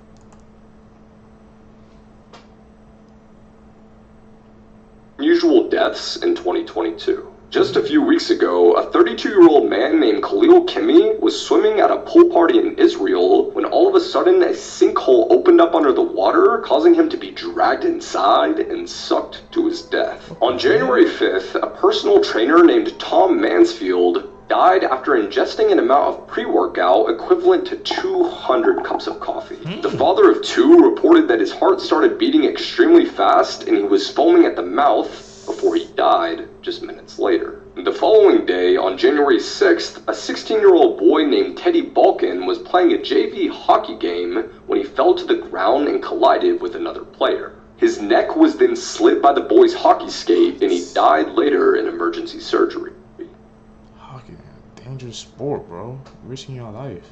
I had to get myself up and out of bed for this because I'd never heard of this case before. Welcome to Creep Time on TikTok with Celestine. These are the 13 unaccounted minutes before Patrice Andreas went missing. On April 15th, 2004, Patrice, who's a local salon owner in Georgia, walks into her shop and finishes her last client at exactly 11:37 a.m. Another client then calls the shop at 11:50, to which there's no answer, which is very unlike Patrice. In that 13-minute window, something happens in that salon where Patrice goes missing. The next client comes in to find the shop empty, and police are called to the scene, which is eerily undisturbed. Aside from some missing money in the register, there's nothing that's out of place, there's no sign of a struggle, even her lunch is still sitting there warmed up.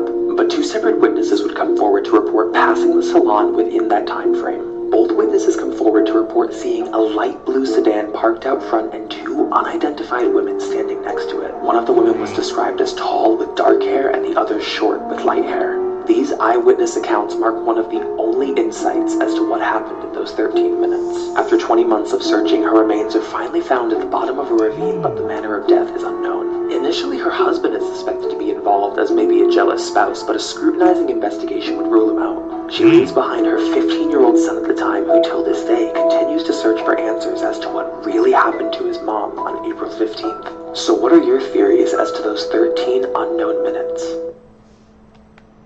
It's kind of scary, man, how like that small amount of unaccounted time led to somebody's minds. Make sure you having to be aware of everything, man, even the minute details. Like I said, if it wasn't for those two people, eyewitnesses checking out that pulled up that blue sedan, they wouldn't have had nothing. Creepy facts that you shouldn't read. Your mind gets sense when someone is staring at you even when you're asleep, which explain why you randomly wake up during the night. Spirits are more active at night and mostly exist in air-conditioned rooms. They look and stare at you at night. They read your mind and try to speak and show your future dreams. Follow if you're scared. Interesting, spooky facts. You guys read that? Videos that seem innocent, but actually have a terrifying backstory. This video shows a man playing Dance Dance Revolution while some teens unknowingly record him and make fun of him. 6 months after this video was taken, this man, Adam Lanzo, would shoot his own mother 4 times in the head while she's sleeping, then drive to Sandy Hook Elementary School where he'd murder 23 people. This video shows magician Tommy Cooper having a heart attack while on live TV. The audience, as well as his assistant, thought it was part of the show, so they laughed along while he died on stage. This video shows a popular CSGO streamer showing off his new McLaren. However, he was banned a week later for hacking, and this caused him to have a mental breakdown. So he purposely crashed his car into a van, killing himself, a mother, and her child. This video shows a band performing minutes before the venue burnt down and killed everyone inside. Even creepier, the band's name was Burn. Damn, that's a freaking scary coincidence. All those creepy facts, man. It's like these pictures and videos, they have dark backstories you never know until you find out. Can't judge a book by its cover, that's what they say. A 20-year-old cold case has had a major breakthrough after an eerie twist led to police identifying a teenage girl's remains. Midtown Jane Doe was found mysteriously entombed in cement in a former New York hotspot during construction in 2003. Investigators believe she was fatally strangled, bound with electrical wire, and wrapped in a carpet before being cemented into the building's basement. Now, Midtown Jane Doe has been identified as Patricia Kathleen McGlone, a girl from Brooklyn who was last seen in the late 1960s. DNA from a woman killed in the 9/11 attacks, also named Patricia, helped authorities identify the girl, as the two were related. This is the devastating case of Kylie Rodney. On August 6, 2022, 16-year-old Kylie went missing at Prosser Family Campground in Truckee, California. Kylie attended a school party with more than 100 kids, but it's alleged that older people also showed up, which made a lot of the teens uncomfortable. Kylie texted her mom right before midnight and told her that she would be home in 45 minutes, but the following morning, Kylie's mother got super worried when Kylie was still not home. One of Kylie's friends said that she was with her the entire evening until she decided to go home at 12:20 a.m. Police searched Prosser Lake for more than 15 hours, but were unable to find Kylie's vehicle. But on August 21st, a group of divers who go by the name Adventures with Purpose decided that they would help look for Kylie. It didn't take the group of divers much time to locate Kylie's car, only 14 feet underwater. The car was upside down and Kylie's body was inside. The investigation is still ongoing and the autopsy results have not been released yet. So what do you guys think happened to Kylie? Was this a tragic accident or was there foul play involved? Definitely had to be foul play, something. All those people showing up to the party, she got uncomfortable. Dark things that happened at Disney, part 23. I actually got a lot of messages asking me to cover this case. On December 3rd, Chris Christensen passed away after jumping from a parking structure outside of Disneyland. This is reportedly the area that he jumped from, and that's where he landed. Now, it's a very sad and tragic case. It breaks my heart. So according to the letter that Chris left, him and his wife Marlena got in a really bad fight. He said their marriage was perfect up until that fight. She accused him of being aggressive and physical with her and their kids. Although Chris claims that that's not what happened and those claims were false. As a result, he spent the night in jail and he pretty much lost his job of being a school principal. Chris said that he took his own life to escape his partner and these claims that she made up. It's a very touchy case. That's why I didn't really want to address it. Like I said, a lot of people told me to. That one case, when anything that resolves Disney's now in the Most news, they unusual always seem to deaths be able in to human hide it. history. Yuroko Onaja was in the middle of having sex with his 6th wife when his other wives caught him and became jealous. They forced him to do it with each of them and he stopped breathing before he could get to the 5th wife. A 32-year-old man from Florida, Edward Archibald, died from choking on arthropod body parts in a cockroach eating contest. When 25-year-old Salman Mirza met up with his ex-fiancée at a hotel in India, he realized that he didn't have protection. Salman then proceeded to seal up his pee-pee using a strong glue, causing him to die of organ failure. This past Halloween, a Brazilian man was fishing with his 2 friends when all of a sudden they were attacked by bees. The man attempted to escape by jumping into a nearby lake where he was attacked by piranhas and died. 42-year-old Tony Isles was in a McDonald's drive-thru when he dropped his credit card. He opened his door to retrieve it when his car rolled forward, pinning him between the door and the car, crushing him to death. Crazy cases, man. You would never think in a million years that stuff like that would happen.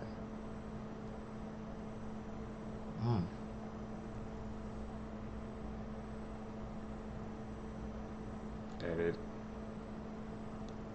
This is why you should never take walks alone at night. In 2007, a girl was on a late night walk when she looked at the end of the road and saw the silhouette of a man moving around very strangely. It was like he was doing the waltz, but he was moving towards her, so she was sketched out, crossed the road, and went the other way. After a couple minutes, she turned around to see what he was doing, and he was right across the street from her, now staring up into the sky with a huge grin on his face. Now totally creeped out, she turns around and walks about a half block before checking again, and to her horror, he's now crouched down right behind her. But luckily, he stands up, turns around, and kind of hobbles away. And then she notices something. The man had turned around and was now sprinting directly towards her. She runs to safety and now just hopes she never has to see that smiling man again. The smiling man. Is that fact or cap? That's scary. Okay, these are terrifying facts to keep you up at night. Our go. first one is locked-in syndrome. And I hear you thinking, what is that? Well, locked-in syndrome is essentially sleep paralysis, but for comas. You could be put into a coma and have complete awareness of what's going on around you, but you can't move any of your limbs and you can't speak. People have described it as a living hell and the most terrible thing anyone can go through. How many of you are cat owners? Well, I hate to do this to you, but your furry best friend is not there for you. If you manage to die before your cat does, your cat will wait till you're dead and then begin to eat your body. And for this last one, I have to give you a warning. Because if you don't like rats, it's going to ruin your day. Go onto Google Images and search up Rat King. Just look at it. And when you're done doing that, share this video with one of your friends to ruin their day. I ain't doing that. Don't search up Rat King, y'all. I haven't covered many cases that deal with the paranormal on this account, but this is a story that stuck out to me. Welcome to Creep Time on TikTok with Celestine. This story is from a woman named Whitney Renebe. The story takes place in a rural part of Oklahoma, sometime between 2019 or maybe early 2020. One night while her mother is just sitting in the living room just browsing through old photos on her phone, she comes across 3 pictures that startle her. On her camera roll were these 3 photos taken within minutes of each other around 3 in the morning just a few days prior. One is of her husband sleeping, one is of her daughter sleeping, and then one is of herself. She realized that no one else in the house had taken any of these photos, nor did her family have a history of sleepwalking. This is a family that has 5 dogs in the house, all of which tend to bark with strangers, but there was no sound that night. Till this day, she has no idea who took these pictures or how they were able to do so without disturbing the house or the dogs. The photos are a haunting mystery, leaving the family with one question. Who took these pictures? Who took the pictures, y'all? They snuck in with no detection. Let's talk about skinwalkers. They are said to be powerful witches and medicine men.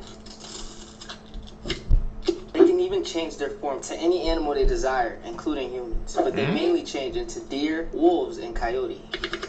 You know, dragon fruit ain't that good. The scary part is they say if you see one, they can steal your face and even your last scream for help. You might think this is like a folklore or a tale. People actually believe these are real. The scary part is there's actual videos of people seeing oddly walking humans screaming help in the middle of nowhere.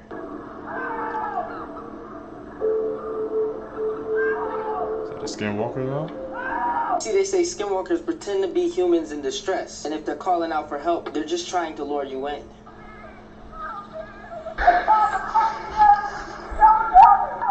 Ashley. That's when they take your life and use your voice and your look to catch their next gullible victim. A man's wife wasn't even home, but yet somebody was calling him to come downstairs in his wife's voice.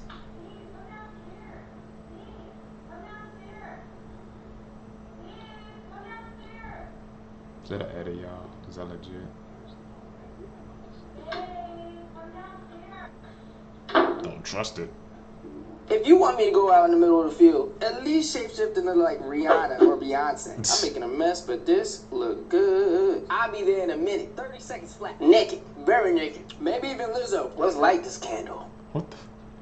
Skinwalkers, man. Should we check that out? I've seen a couple of videos, man. I haven't deep dived into it yet. Edit. Gotta call it like I see it, man. This is the Pitbull video, one of the hardest cartel execution videos to watch. Explain. The video that I'm about to explain is extremely graphic and I don't recommend searching for it. I won't. The video begins with a man lying on his back on the ground and 2 men are holding his legs open. He's being restrained. And in total there is 5 perpetrators and 1 victim. And also 2 pit bull dogs. Apparently this is the victim's punishment for allegedly doing something with a kid or to a kid. The victim is naked, and at the start of the video, the dog has done most of the work. The dog already ripped off the man's privates, and it's just a bloody mess. The dog continues to rip pieces of flesh off of where his privates used to be, and the victim is being held down, and he is also gagged, so he can't scream. But sometimes the gag came loose, and at this point, you could hear the man scream in pain. The victim was even talking, but I couldn't translate it, but that means he was completely conscious during this. Which I can't even imagine the pain. As a man, this might be one of the worst videos out there. Funky Town is bad, Ghost Rider is bad, but as a man, I can't imagine anything more painful than a pit bull ripping off your junk while you're still alive. Not many people mention this video with the other disturbing ones, but it's definitely up there. There's not any information about the victim after the video. I don't know if he died, but it's safe to assume he did. He lost a lot of blood, and if a dog eats your privates, you will most likely get an infection and die from it. All in all, this video is very graphic, very real, and very disturbing. Please do yourself a favor and never go searching for this video, especially if you're a man. I never search for those video seekers, do y'all? Me personally, I don't.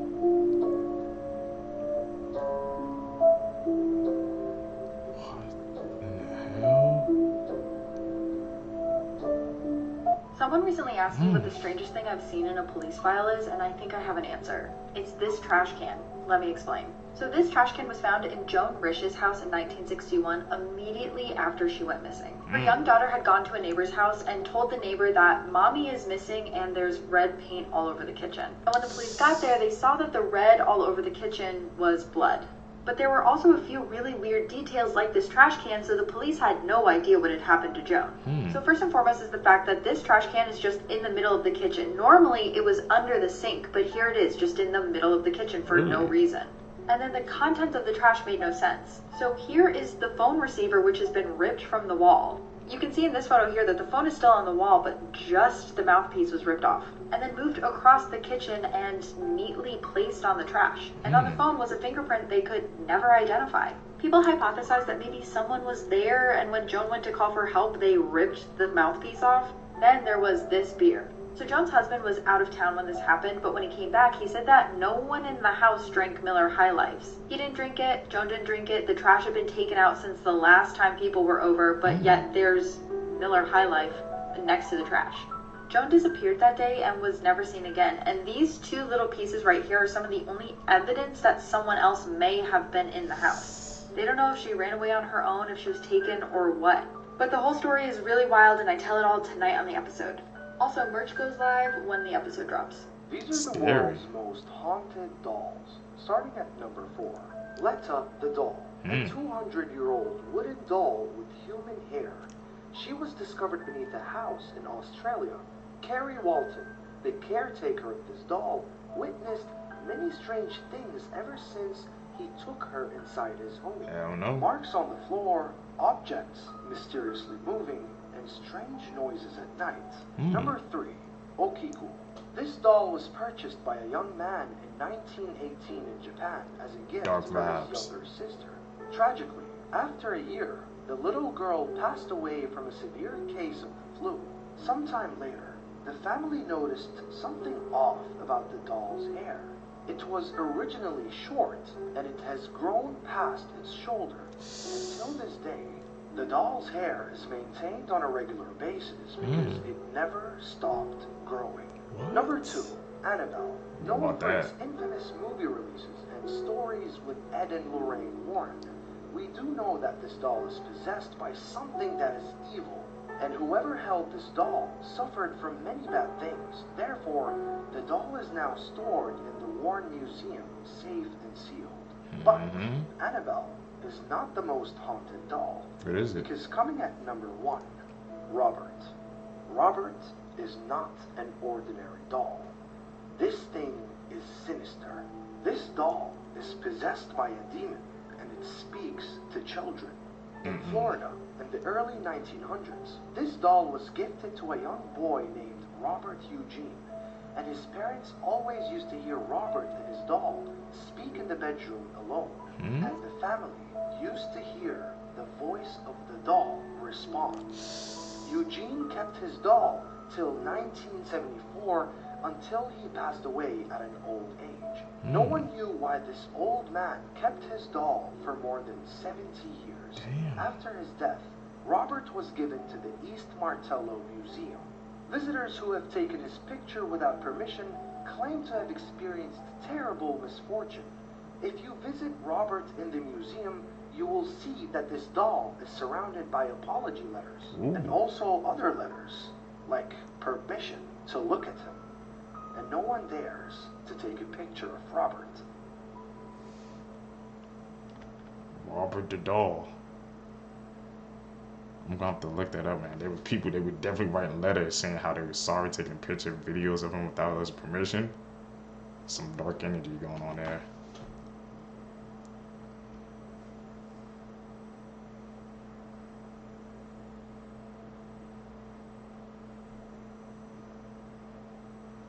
Edit. This guy is the real Humpty Dumpty, and his story is much darker than you think. Deep in the eerie town of Puddlebrook, Kentucky, resided Gilbert Eggman, a man plagued by misfortune. His tale took a sinister turn when he joined the construction crew.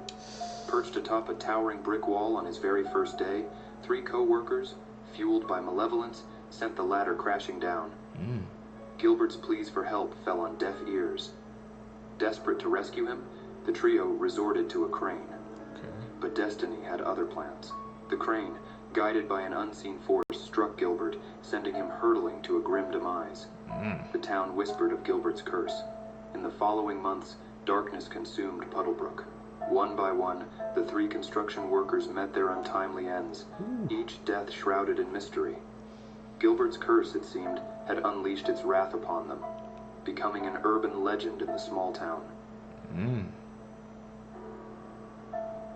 You won't believe what this person found on the dark web. The dark web refers to 80% of the internet that is not accessible through normal internet browsers. Here's why you should never go searching on there. This one person was searching around when they stumbled upon a live bid. Now, he didn't actually realize what they were bidding for, but he was watching it. When the bidding ended, it was revealed that it was for a woman tied to a chair. The winning bidder decided what happened to this girl. It ended up being a torture and murder live stream. To this day, it was never revealed who was behind this or who this poor girl was. That's really sad and messed up. But follow for more sad and messed up content, I guess. Also follow me on YouTube, link in bio. Dark web, man. We've heard stories about that, but this man has been sentenced to 100 years in prison after doing the unthinkable to his daughter. Tony Valles is a 66-year-old from Helena. On the 10th of July 2022, he was at home with his partner Heather. Tony's 8-year-old daughter Ariana and his 18-year-old son were also at the house at the time. Suddenly, 2 women entered the property who he believed were evicting him. He flew into a violent rage and grabbed a weapon from his bedroom. At this point, he began shooting. He shot Heather and she fell to the floor, and then he shot at his son. His 8-year-old daughter tried to escape and run from the terror, but she was hit with gunfire. She was on the stairs when she was hit by a bullet and she fell back. She tragically died after being rushed to hospital. After his daughter's death, Tony stated, "I'm sorry for all this. I can't undo what I've done. The pain and the misery will last a lifetime, and I'm sorry for all that." Tony was sentenced to serve 100 years in prison. This is Mr. Swirl, one of the worst pedophiles in world history. And let me tell you, this story is really disturbing, so viewer discretion is advised. So this is Mr. Swirl Face himself, Christopher Paul Neal. He was born in Canada in 1975. So Christopher had a pretty unremarkable childhood, but it should be stated here that he wanted to become a Catholic priest. But after the seminary denied him because he wasn't properly qualified, he decided to become a teacher instead. So Christopher eventually moved out of Canada. He moved to South Korea. That's where he was employed as a teacher. And suddenly, all of these images of CP started circulating around the internet. Christopher appeared in over 200 images of CP that he produced himself. And in every photo that he produced, he always put this swirly effect over his face, thinking that it would obscure his identity. Well, eventually German computer experts were able to unswirl the image. They produced this image to the left, and a number of people who knew Christopher contacted Interpol and told them, this is that guy. So once he was identified, Christopher fled to Thailand. That's where he decided he would make his great getaway. And while he was living in Thailand, he employed the services of a young boy who would go out to local internet cafes and bring Christopher other young boys that he would abuse and take photos of. But this didn't last long and obviously didn't work out for Christopher. In the year 2007, towards the end of the year, he was finally arrested by the Thai police. There's nothing that brings me more joy than seeing all these officers around this guy. And one thing that should be noted about Christopher is his unrepentant nature when he's photographed. You'll see what I mean. Pictures like these were taken by the press when he was finally arrested and brought to justice. So in Thailand, Christopher was sentenced to 39 months in prison and he was handed a $1,700 plus fine. But he later admitted to the crime, he was eventually released, and then he returned to Canada. Upon his return to Canada, he was immediately arrested at the Vancouver International Airport. Now, while Christopher was in Canada, CP was found on his phone and laptop. He was sentenced to a number of years in prison. But in March of 2017, Christopher was released from prison. He now lives in Vancouver somewhere, according to the internet. That's right, Mr. Swirly Face is currently out on the streets. I didn't know this. I think this is an absolute injustice to all the victims of this guy. This is absolutely a horrific story, and I cannot believe he's not serving more time for appearing in over 200 images of CP. It's crazy. But yeah, let me know below. Do you think this guy should still be in prison? I'm also going to be starting a true crime series talking about murders, conspiracies, all of the above on my YouTube channel, The Paranormal Files, so go subscribe if you don't already. But yeah, this story is unbelievable and sickening. Insane. Just roaming the streets after all what he did. I posted a video listing 8 horrifying facts about jinns. Number 2 from that list caught many viewers' attention. Let's have a look at that clip. Number 2, mythical creatures that we see in movies, such as dragons, mermaids, goblins, and trolls, are inspired by supernatural beings. Really? The jinns of the sky, the jinns of the sea, the jinns of the mountains, and the jinns of the caves. For hundreds of years, mythical creatures were always inspired by supernatural beings. Let's use mermaids as an example. In urban legends, mermaids are known to be sea creatures that lure sailors to their death by their enchanting voice. They are not as innocent and friendly as how movies make them seem. This is the only real video available online that could maybe prove a being of what seems to be a mermaid.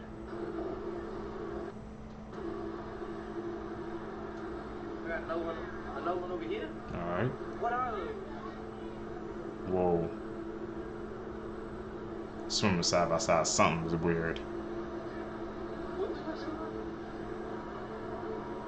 What the hell? This is all on 4K and this doesn't mean national news or something? What are those trails called? Something swimming fast underneath that water. Something swimming real fast underneath that water. I hear. Where's he at? What the fuck is that noise, bro? What is that noise? Where are you? Let's not forget the importance of oceans and the world of jinns. The most protected area in their whole world is on water. The throne of Iblis is on water. But the main question is, are these shape-shifting jinns, half humanoids, half fish, or do mermaids actually exist? Only God knows the answer. Hit the nail on the head, man. What do you guys think? Like I said, half humanoid, mermaids, jinns. What do you guys think, man? But what he's saying was true, if you think about it, man. It's like every story, it takes inspiration from something, man. So these dragon mermaids and something, they had to originate from somewhere. We just truly don't know the origins behind it.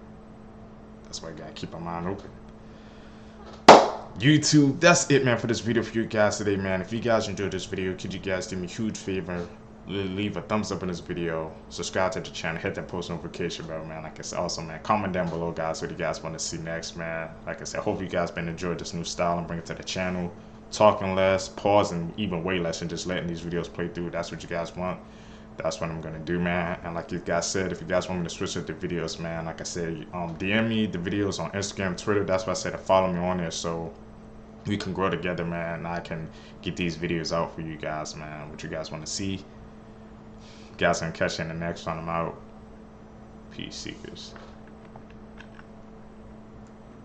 What's up, YouTube? Welcome back to the channel. How you guys doing? Hopefully you guys are doing alright, man. If you guys are brand new to the channel, you guys don't know what we do. We break down scary and creepy videos on and on the web, from YouTube videos to TikTok videos, IG Reels, Facebook. Anything weird, usual, and unexplained you can find right here on this channel. Just want to thank the supporters, man, who's been subscribing to the channel, hitting that post notification bell, hitting that like button, man. You're helping us grow the seekers. I really appreciate the support, man. Let's do what we do best. Let's seek the truth.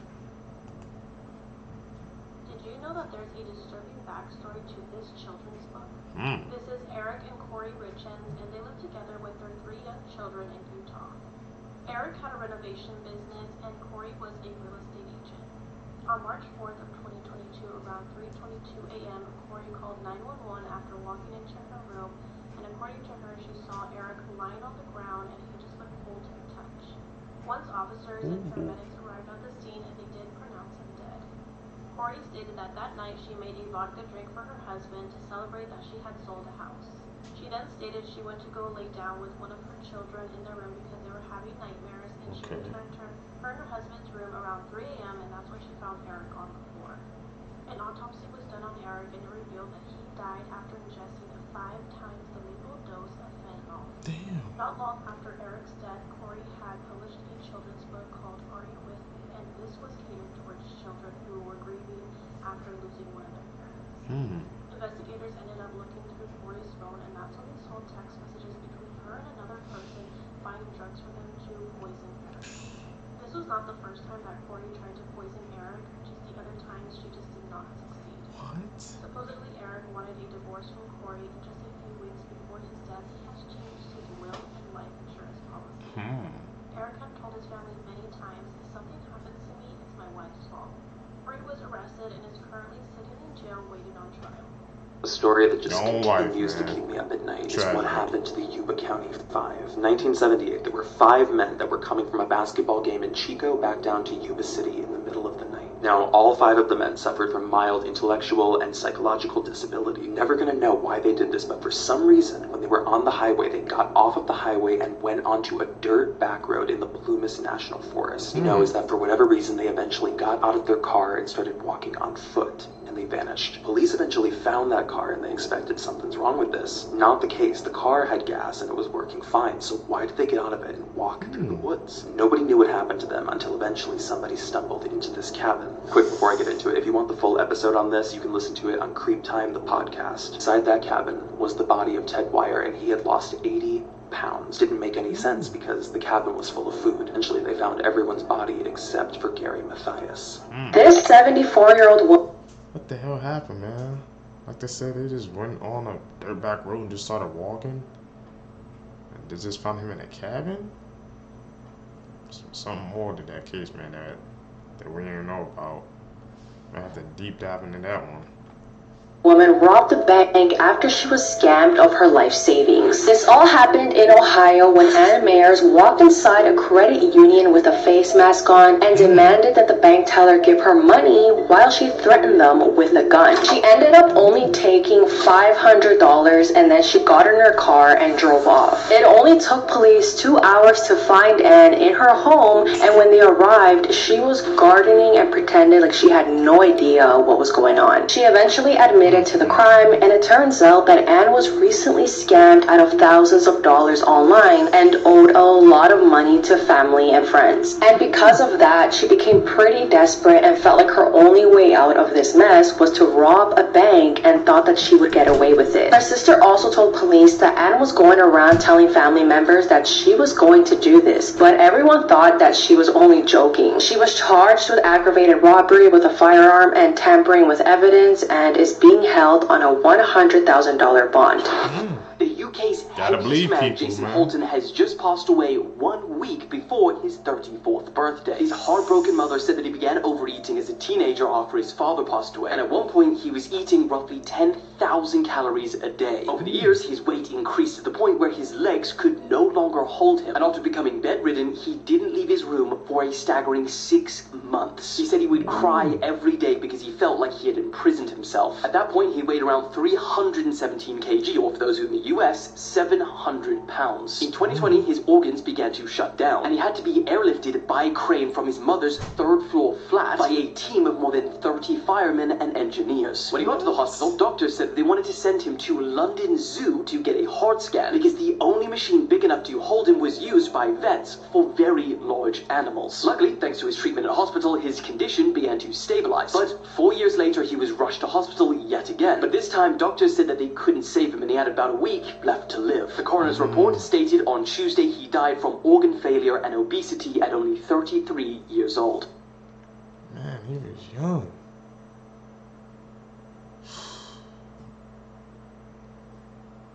I can't believe you said it took like a team of that many people just to get him down with that crane.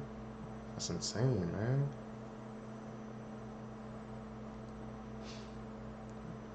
Be careful what you eat.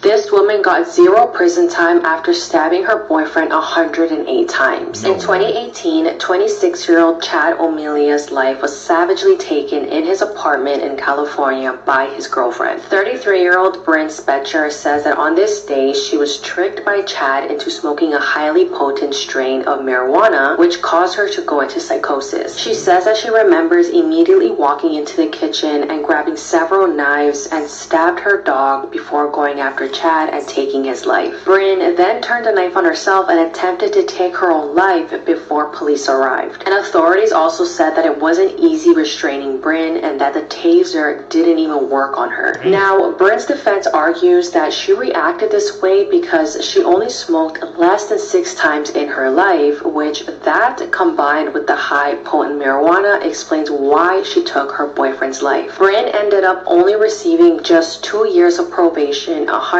hours of community service, and no prison time. This pastor... That case, man, is freaking dangerous, man, because it can kind of set a precedent, man, if somebody didn't, you know, take that type of, you know, material before or something like that, something happens, they just don't have no freaking responsibility to it, man. That's why I said, just stay away from those type of things, seekers, because, you know, like drinking and doing that, man, activity, it could change it. It could change it to a whole different person. That's why me personally, I try to stay away from that stuff as much as I can, because that just ain't me. Being accused of unaliving his own wife. This case is currently ongoing, but it's been so highly suggested, so this is what we know so far. On April 28th, Pastor John Paul Miller made the shocking announcement at the end of his church service that his wife, Micah, had unalived herself. He then asked everyone to leave quietly and not discuss his wife's death. Micah's family and friends do not believe this cause of death and have taken to social media with the hashtag Justice for Micah. John Paul also wrote Micah's obituary, where he talked mostly about himself, not even Micah, who was the one that passed away. He also painted their marriage as like a perfect relationship, which is really odd considering that Micah filed for divorce and a restraining order against her husband only days before her passing. The weeks prior to Micah's passing, she was sharing on Facebook about abusive relationships and really just hinting that something wasn't right. A friend of Micah's has come out and confirmed that Micah told her that there was abuse in the marriage, and also that church funds were being used for things not church related. And since, more friends and family of Micah have come out with similar accounts. Also been some speculation that John Paul was having an affair, a years-long affair with this woman that he's been seeing in the days before and the days after Micah's death. That woman's husband also passed away in a really suspicious way, but that's just online speculation for right now. The investigation is currently ongoing, so hopefully we have answers really soon. But in the meantime, make sure to leave all your thoughts, theories, questions, and case suggestions in the comments for me. The FBI caught a serial killer whose goal was to become a beast or an animal, specifically a bear/saber-toothed tiger hybrid. He had built himself a beast suit that he was using to maul his victims. When the FBI was originally looking at the bodies of the deceased, they thought it was a regular animal mauling. However, they soon realized it was fossilized skulls that were making these impressions. This led them to investigate Randall Tier, a man who was working at an anthropology department at a museum. He engineered the suit himself at his house, and he used parts of bones that he was stealing from his museum job. However, Randall Tier is also a victim in this situation, because when he was younger, he was seeing a psychiatrist for these urges that he was having to become a beast, but his psychiatrist was none other than Hannibal Lecter. Hannibal Lecter is far from an ethical psychiatrist and actually used psychic driving to make Randall Tier become the beast that he is today. He actively encouraged Randall's urges to become a beast and even gave him ideas on how to do this and how to be sneaky about it. And that's another reason why Hannibal Lecter is so evil. I make this point all the time. Because Hannibal Lecter is not just a serial killer, he's not just eating people, he is actively incubating other serial killers as his career goes on as a psychiatrist. How far would you go to get more guac at Chipotle? Because this man shot an employee at Chipotle over his serving size. On April 5th, 32-year-old Aaron Brown walked into a Chipotle in Southfield, Michigan to order some food and then insulted an employee when he wasn't served enough guac. Aaron was then seen on surveillance video going around the counter and packing his order with more guac until a worker knocked the guac out of his hand. That's when Aaron grabbed the 21-year-old worker and slammed him into the fridge and shot him in the knee. And while all the customers were terrified and ran out the restaurant, Aaron was seen calmly collecting his food and drove off without speeding. But Aaron didn't even make it too far, since this Chipotle was located across the street from the police station, and he was arrested. He was charged and was being held in the Oakland County Jail on a $20,000 bond, and all for some guac. For some guac, really? People need to really think their priorities, man. When I be hearing cases like that, like over these small items, it really makes you think how like people just over exaggerate over the smallest things, man. Always amazes me, bro. Over some damn guac? Really? You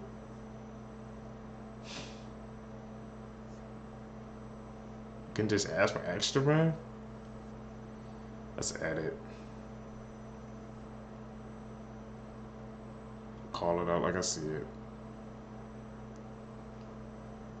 Hey, damn, teleconnected too. Do you think that you would be able to predict if someone in your life is or could become a serial killer? Is there a trait that they all have in common? Is there a recipe that creates a serial killer? Are they born evil? Is it a product of their environment? Some experts believe that there is a recipe, the McDonald's triad, which are 3 elements that are the key to predict if someone will grow up to become a serial killer. Being cruel to animals, setting things on fire, and wetting the bed after the age of 5. Many experts also say that a serial killer's childhood holds the key and believe that nearly 100% of serial killers experience some kind of mistreatment in their childhood. I find really interesting because some of the most infamous serial killers, Ted Bundy, Jeffrey Dahmer, Paul Bernardo, all claim to have come from really loving childhoods. Turns out that head trauma in adolescence could also be a big factor. Richard Ramirez, the Night Stalker, David Berkowitz, son of Sam, and Fred West, and many others all experienced some kind of extreme head trauma in their adolescence that resulted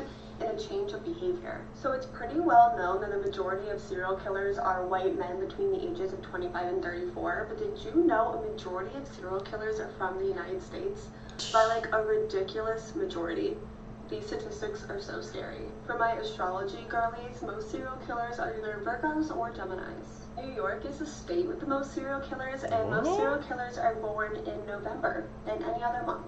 Statistically, you are more likely to become a serial killer if you're the eldest child, and the least likely if you are an only child. Also more likely to become a serial killer if you are left-handed. What do you think makes a serial killer? Do you think it's genetics, or a bad childhood, or just because they are left-handed? And is there anyone in your life that maybe you're looking at a little bit differently now? Let me know in the comments. Maybe it's a combination of all of them.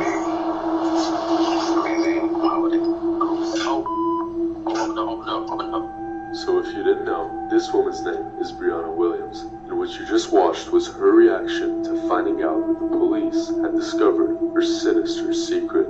So back in early November of 2019, Briana contacts the police in order to report her 5-year-old daughter, Taylor Williams, missing, stating that she had seen her the night before, but in the morning, she was gone. Taylor's disappearance sent shockwaves through the community, and people quickly began looking for her, but she was nowhere to be found. However, weeks into the investigation, doubts begin to surface as detectives realize Briana's story just doesn't make sense. Then, all of a sudden, Taylor's remains are found 400 miles away from her house, with investigators ruling that her cause of death was starvation, meaning Briana had unalived her. At this point, Briana knows that the police had figured out what she had done, so she tries to unalive herself, but this fails and she gets arrested. In court, Briana is found guilty of Taylor's death and is sentenced to a well-deserved life in prison. Briana's story shows that you cannot escape justice and that karma will always catch up to you. Missing American and Australian surfers were just found dead in a well in Mexico. Behind me is Callum and Jake Robinson and Jack Rode. They were missing for about a week, and then they were found dead in a well in Ensenada, Mexico. They all disappeared on April 28th. They were last seen in Baja California surfing. One of the family members got worried because one of the men were a type 1 diabetic and he hadn't communicated for a while, which was out of character for him. Then on Saturday, May 4th, all of the men were found inside of a well, and a 4th man was also found, but he was unrelated to these 3.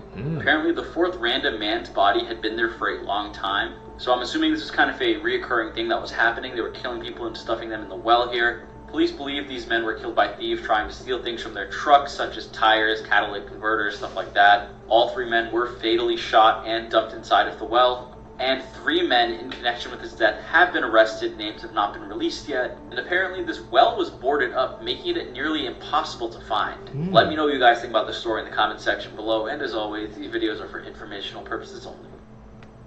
I've been hearing like things, man, about like tourists, how they gotta be careful, you know, when you go out to different countries, especially because you never know what could happen, man. Somebody's watching you, they know you coming from a different place, and they just straight targeted you, and look what happened, man. There were some surfers just trying to go out for a good time, and a tragic ending, man.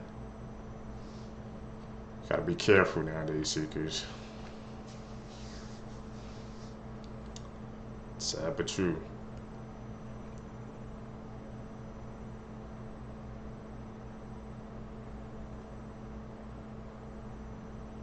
Edit.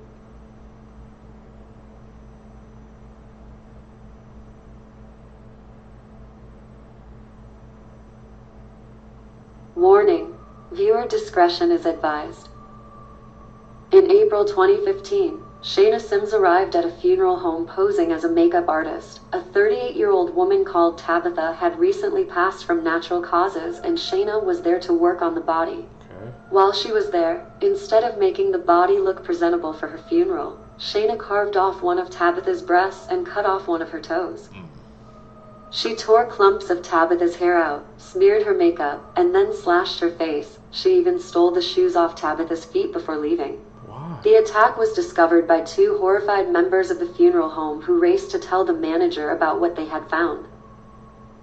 The police later arrested Shayna, and she was found with a folding knife with strands of Tabitha's hair still attached to it, as well as a pair of scissors, a box cutter, and various makeup items. During the trial, it was revealed that Shayna had snapped after learning that her husband was apparently having an affair with Tabitha. Seething with anger, she took brutal revenge on her love rival, and was found guilty of eating a body, interrupting a funeral, and unlawful removal of a body part from a deceased person. Shayna Sims was sentenced to 16 years in prison, but was released after only serving 4. Update, James ruining the vacations with her TikToks. That was the last TikTok ever posted by TikToker Anthony Barajas, aka Anthony Michael. On July 26, 2021, Anthony and his friend Riley were seeing a movie. On that evening, they were seeing the ironically violent film The Forever Purge, which itself is a critique on American violence. On that day, the two of them were just sitting inside of the theater enjoying the film when suddenly they were both shot in the back of the head. Now, sadly, Riley Goodrich, who was 18 at the time, would die at the scene, but Anthony, who was 19 at the time, was taken to a hospital but passed away a few days later. But why did this happen? Well, it's not a very clear story. So this is Joseph Jimenez, and he was actually arrested the day after the murder. He was the guy who pulled the trigger. Now, Joseph's friends were actually in the movie theater. There were only 6 people in the theater at the time. And they said that during the movie, Joseph was acting strange. He was mumbling to himself, and at one point he left the theater and came back in with some sort of a package. Joseph's friends then left the theater because they were afraid of what he might do, and a few moments later they saw Joseph running out of the side door, getting into his vehicle and speeding away. So it turns out that Joseph had just randomly decided to murder Riley and Anthony. There was no motivation, he didn't know these two, he just decided he had to kill somebody. And strangely, their bodies weren't discovered until after the movie was over, because there was only 6 people in the theater, including Joseph, his 3 friends, and these two.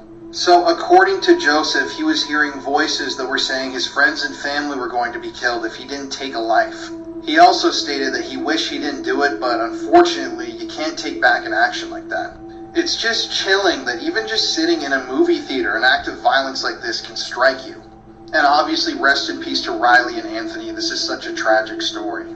The reason that I felt Von was a serial killer, because I've come across people that have killed a lot of people in gang wars before. You know, I did the video about No Limit, G Herbo's crew. There's a guy called Mad Max that, you know, they say he had 9 or 10 bodies, right? But I think, for me, where I felt he became a serial killer was you've got these multiple murders. There's more than 3 murders, more than a month apart, some of them are years apart. It was really like, when he became famous, the personal gratification that he seemed to get out of killing, I would say he was responsible for the murder of FBG Duck in a way that he felt responsible. He tweeted a goat emoji like minutes after Duck was killed. You know, he got a lot of personal gratification out of these killings. I think he wanted to continue these killings. He wanted the whole world to know. I wish I'd have thought of this when I made the documentary. I've only thought of it after, but I feel like Von, I feel like he's the closest I could describe him to a traditional serial killer is the Zodiac Killer. Because Von killed all these people, he became famous, he wanted everyone to know that he killed all these people. You know, you ain't a killer if you only got 2 bodies. Like, talk about bodies, I got 2, 4 plus 3, 3 plus 2. Like, Von wanted the whole world to know that he was killing. He was putting out these codes. He was getting this personal gratification from killing, and he still wanted to kill. He wanted to have Duck killed. He wanted to have Man killed. There was a supposed rumored body in Atlanta. Now, I kind of disproved that in the video, but it's like, he wanted people to know he was a killer. I think he was more interested in getting people killed than rapping. I heard about that. Well, I've seen some theories and seen some videos on it, how I seen King Von was really like that, bro. I know, like, he had that different side to him, man. Might have to check out a video or two. What do you guys think? Believe that about King Von? Here's what Baby Reindeer didn't tell you. Unless you've been living under a rock for the past few weeks, you will probably have heard of Baby Reindeer. It's a new series on Netflix, which is a harrowing account of abuse and stalking. Now, it's told by the actual victim in this case, who plays himself. However, there are a few things that have been missed out. Now, Richard Gadd, as I said, was the victim in this case and told the story by playing himself. But Richard was actually a lot more successful than he gave himself credit for in the drama. He featured as an actor on Outlander and Click, and he also more recently co-wrote an episode of Sex Education. Obviously, we know Martha's real name and identity were left out of the series. Richard also intentionally changed elements of her character. He said that he wanted to change bits of her life, as well as obviously using a different name for her in the series, so that she wouldn't be hounded in real life. He actually wanted to prevent people from harassing the real stalker. Another element that was left out of the story were exactly how many messages his stalker left for him. Now, Richard has since stated that there were over 41,000 emails, 744 tweets, and 46 Facebook messages from 4 different Facebook accounts. He stated that the total length of all of the voicemails that the real Martha left for him totaled over 350 hours. Damn. She also sent him 106 pages of actual physical letters, which we never saw in the series. Richard stated that not only did his stalker send him emails, Facebook messages, and tweets, she actually also sent him physical gifts. These gifts included an actual baby reindeer toy as a present, and she also sent him sleeping tablets and boxers. Another true crime story of how they were caught. Lee Hartley, a lieutenant in the Navy, was on a carrier warship when he started feeling ill. Started having stomach cramps and vomiting. He would get better, but then get sick again. And it got so bad, he had to get flown out to Florida, where he later died in the hospital. A savvy doctor noticed that all his organs had been so damaged that he suspected there might be heavy metal poisoning, and he requested that at an autopsy. Because of that doctor, they tested for possible poisons, and they found that there was arsenic in his system. Now police had to look at 4,000 possible suspects aboard the ship. Police scoured all over the ship but couldn't find the source of the arsenic. Police were also able to learn that while he was in Spain 3 months before his death, he was also feeling ill along with another shipmate. Police also found out when the ship stopped in Spain, his wife had actually flown out to meet with him for 8 days. She had cooked both men breakfast before they fell ill. Police interviewed his wife Pamela, and she denied involvement and would pass a polygraph test, and the case would go cold for 13 years. Then in 1995, police reopened the investigation and started interviewing people close to the family. Police interviewed Pam's brother, who actually said she had recruited him to try to kill her husband, but he refused. Arsenic is retained in the fingernails and hair of victims longer, so forensics were able to look at a strand of his hair to get a timeline of when he ingested the arsenic and how long he'd been exposed to it. Police determined that his wife Pamela sent him care packages when he was on deployment, and through those hair samples learned that he first got ill just a few weeks when he was on his deployment. He was then sick in Spain when his wife was there. Police believe the victim consumed baked goods from his wife while he was on ship, and he continued to fall ill before he was hospitalized. Police also noted that Pam visited him in the hospital in Florida, and the arsenic samples spiked yet again while she was there with him. Police interrogated Pamela and confronted her with the evidence and information, and she quickly confessed. She told police she loved her husband so much she didn't want to break his heart by getting a divorce. What's crazy is she was charged with second-degree murder, would get a 40-year sentence, but would be released after 16 years. But that was how she was caught. Crazy, man. These people, they just can't lead the relationships if like both of them being alive or something like that. It's like, bro, when somebody wants to end a relationship, they always have to do the unthinkable, man, to end it all, because she said she don't want to break his heart. But look what happened. These cases seekers, man, we learn more and more each and every single day.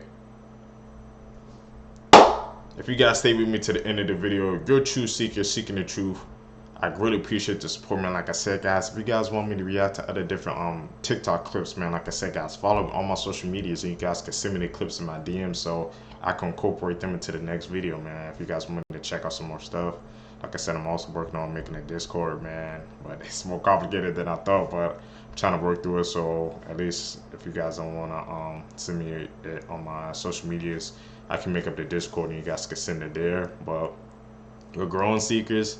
Really appreciate the support, man. We're gonna keep going. Been uploading daily this whole month, man. So we need it. I want to see some clapping emojis in the comment section down below, man. So you guys support. You guys gonna catch you in the next one, man. I'm out. Peace, seekers.